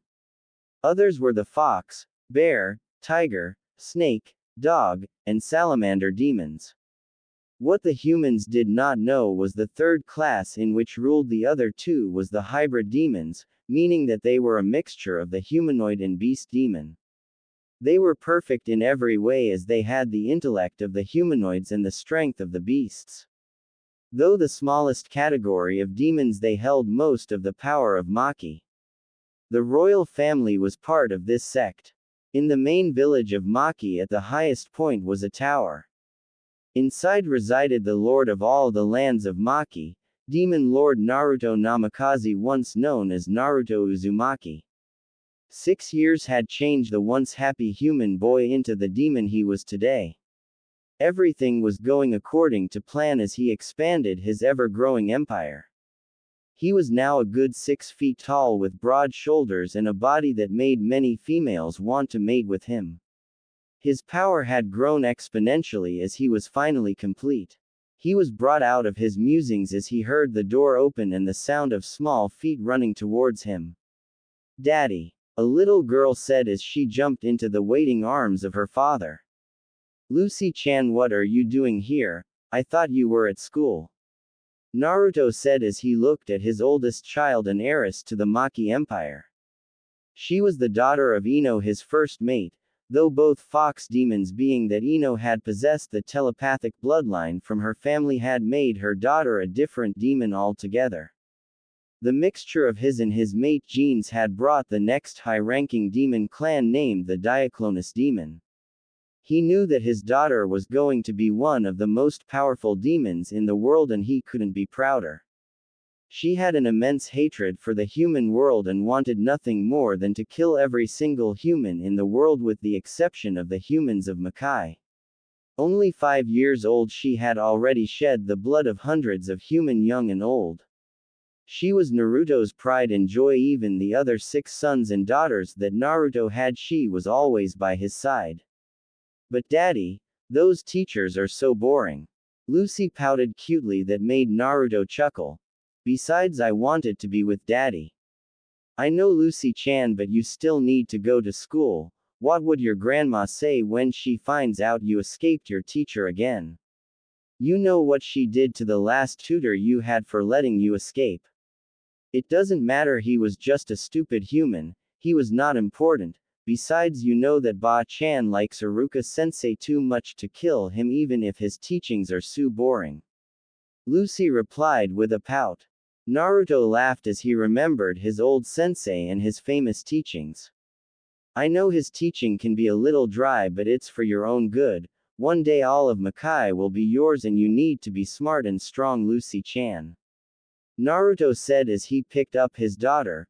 "But seeing that it is too late for you to go back, let's go get something to eat and then we will visit your Ba-chan. I am sure she would be happy to see you," placing Lucy on his shoulder and walked out of his office. As they walked on the streets of Makai, all the demons bowed to their lord and princess. After eating, Naruto walked towards a huge mansion that was situated on the side of a mountain. Fox statues lined the walkway heading towards the house. Many flowers and trees littered the land. Even though Makai was considered one of the most dangerous and violent nations of the world, it was also the most beautiful. Demons loved nature. As they walked down the path leading towards his mother's estate, he couldn't help but smile at the memory of how he finally had his mother back. Flashback 5 years ago. Deep underground, 4 men chanted in a foreign tongue. Many seals glowed white and red. In the center of the room was 2 urns filled with the ashes Naruto's parents. Suddenly from Naruto's stomach, red demonic chakra flowed out and filled the room. For 3 minutes the chakra swirled around before descending into the urns. 2 sacrifices were escorted into the room. One was a man in his early 30s. He was once a great general from Suna but now a common slave. He was the property of Kakashi and his mate Rin, but had made the mistake of seeing Rin's when she fed her adopted child, his son, now transformed into the heir of the Chakra Vampires clan. Kakashi and Rin soon found out that the price of power and bringing Rin from the dead was that they lose the ability to produce children, but Naruto told them that they could change any infant they chose by injecting them with their chakra and taking theirs at the same time. Currently Kakashi had 6 sons and 2 daughters. The other sacrifice was a female in her early 20s, she was very beautiful. She was once a rich merchant's daughter who was betrothed to a rich clan's heir. Unfortunately, when she was captured, they found out that the man she was marrying was from Konoha, so she was sent to the mines. Though her beauty was unparalleled, she was never touched as decreed by Naruto himself. Suddenly the urns burst open, sending the ashes into the air but never mixing. The male and female were covered by the ashes before it began to penetrate their skin. They let out a blood-curdling scream as they fell to the ground. Then they began to emit a white glow, then the glow left their bodies and floated in the air before being sucked into a small pebble. The bodies laid motionless for 3 hours before they began to rise and pulsate with power. The woman finally opened her eyes and took a breath. Finally, I am complete, she said in an angelic voice that deceived everyone to her true nature. Yes, my love, for far too long we remained asleep, but now that our son has completed his mission, we can finally move on with our plans, the man said in an evil tone that sent shivers down the mystics in the room. Greetings, father, mother. I hope you find your bodies to your liking, Naruto said as he stepped out of the shadows. Yes, my son, this body works perfectly for me. It's quite a beautiful shell for one such as I, the woman said. Well, you can thank the snake Sanin for his fine research in this type of research. Pity he had to leave this plane, Naruto said with a sick smile, which was matched by the man and woman. Yes, pity. So tell me, son, how has your life been since the sealing of the fox? The man asked. Then Naruto began to explain how he was treated for the first 13 years of his life and how he and the fox made a deal to change him to who he was today. He also told him that the fox was sent to hell to rule in his stead until the time for him to take over. Why those no good sorry excuse of filth? Once I get my hands on them. The man yelled, only to be calmed down by the woman. Now Minato-kun, it not all bad. I am sure that Naru-chan has already burned the village to the ground, the woman said. You're right, Kushina-chan. So Naruto, tell me, did you make them suffer? Minato asked as he held his wife in his arms again. No, I have not made a move on those peasants. I gave my word to the old man that I will not move on the village until he dies, Naruto explained as he gave his newly revived parents some clothes to put on as they were. Then he had the mages killed for seeing his mother in the. But I have made their life a living hell and will continue until the name of Konoha is nothing but a disgrace, and as soon as the old fool dies his beloved village will burn and I will piss on the ashes. He laughed at the end and his mother and father soon joined them. Flashback over. A few months later his pride and joy came into the world, and his mother instantly fell in love with her granddaughter. Naruto chuckled when he remembered Lucy's first world. Kushina nearly had a heartache, Kush Bachan. Lucy yelled and ran into the arms of her grandmother. Yep, that was her first word, not daddy or mommy, much to Ino's displeasure. He chuckled when his mother locked herself in her room, refusing to come out. Even though her shell was in its 20s, she was in fact 34 in age. She was far too young to be a grandma. It wasn't until Lucy cried, thinking that Kushina hated her now, that she came out and nearly hugged the girl to death. Hello mother, I hope everything is well, Naruto asked as he hugged her. Yes, everything is good my dear, I just miss your father very much, she finished sadly. I know mother, and I promise that I will bring him from the front lines as soon as I can, but I need him there for the time being. I know, trust me, I know this isn't the first time he has left to fight in a war, but this time I do not have to worry about him dying. After all, we are demons now, and the ones who could really do any damage are stuck in Konoha at the moment. Then Kushina smirked evilly. So tell me, how is your little project doing? Mother, you know she has a name and she is doing fine. She is a little mad that I still won't take her from there, but knows that she is needed there. I see, so tell, how are my other babies? Kushina asked as she held Lucy. They are good, the boys are currently with Kakashi training and the girls are with Tsunade-chan, Naruto replied. Kushina just nodded her head then chuckled. How you managed to bag her and her apprentice I will never know. Bah, I just gave them what they always wanted but were denied, a family. Shizune-chan should give birth any day now. Naruto replied with pride. Come on in, I just finished dinner. Kushina said as she carried Lucy into the mansion. On the border of grass and Makai, 300 men were fighting a large group of lichens but were losing badly. Soon the wolf queen roared as she cut a poor man in half with just her claws. She was originally from Konoha but later left because of the way Konoha began to treat her clan. The Inuzuka clan was a warrior clan and such had a need for battle. Konoha, fearing for their safety, made her clan nothing but guard dogs. After 3 months of being caged, she decided to leave the clan under the cover of darkness of a moonless night. She later met up with a representative of Makai and was granted an audience with the demon lord. Under the light of the full moon she met with Naruto and after speaking with him they came to an agreement. She and her clan would become part of his empire or the tip of his spear. Then he granted them power beyond imagination. He turned them into lichens with the usage of the pebble of souls. In return she gave him her firstborn and only daughter to do as he pleases. Hana later became one of his mates and she bared him a son named Kuga, Prince of the Lichens, as decreed by Tsume and Naruto, as Kiba refused his birthright so that he could fight. Hana is currently 3 weeks pregnant with her second son, which she named Sesshomaru. Tsume absolutely loved the taste of battle, the feel of blood on her claws, the sounds of flesh being ripped from her victims. The sweet taste of blood in her jaws was like nectar of the gods to her, and thus continued onwards towards the main village of grass. She was ordered by her lord to take the village by the day's end and she would be damned if she failed her alpha. Minato looked on as his army cut through the countryside, killing anything that was unfortunate enough to get in their way.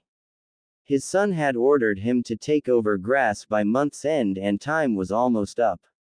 Though he was the elder, he still followed the orders of his son. He was awarded the best men and beasts to command, Tsume being his second in command.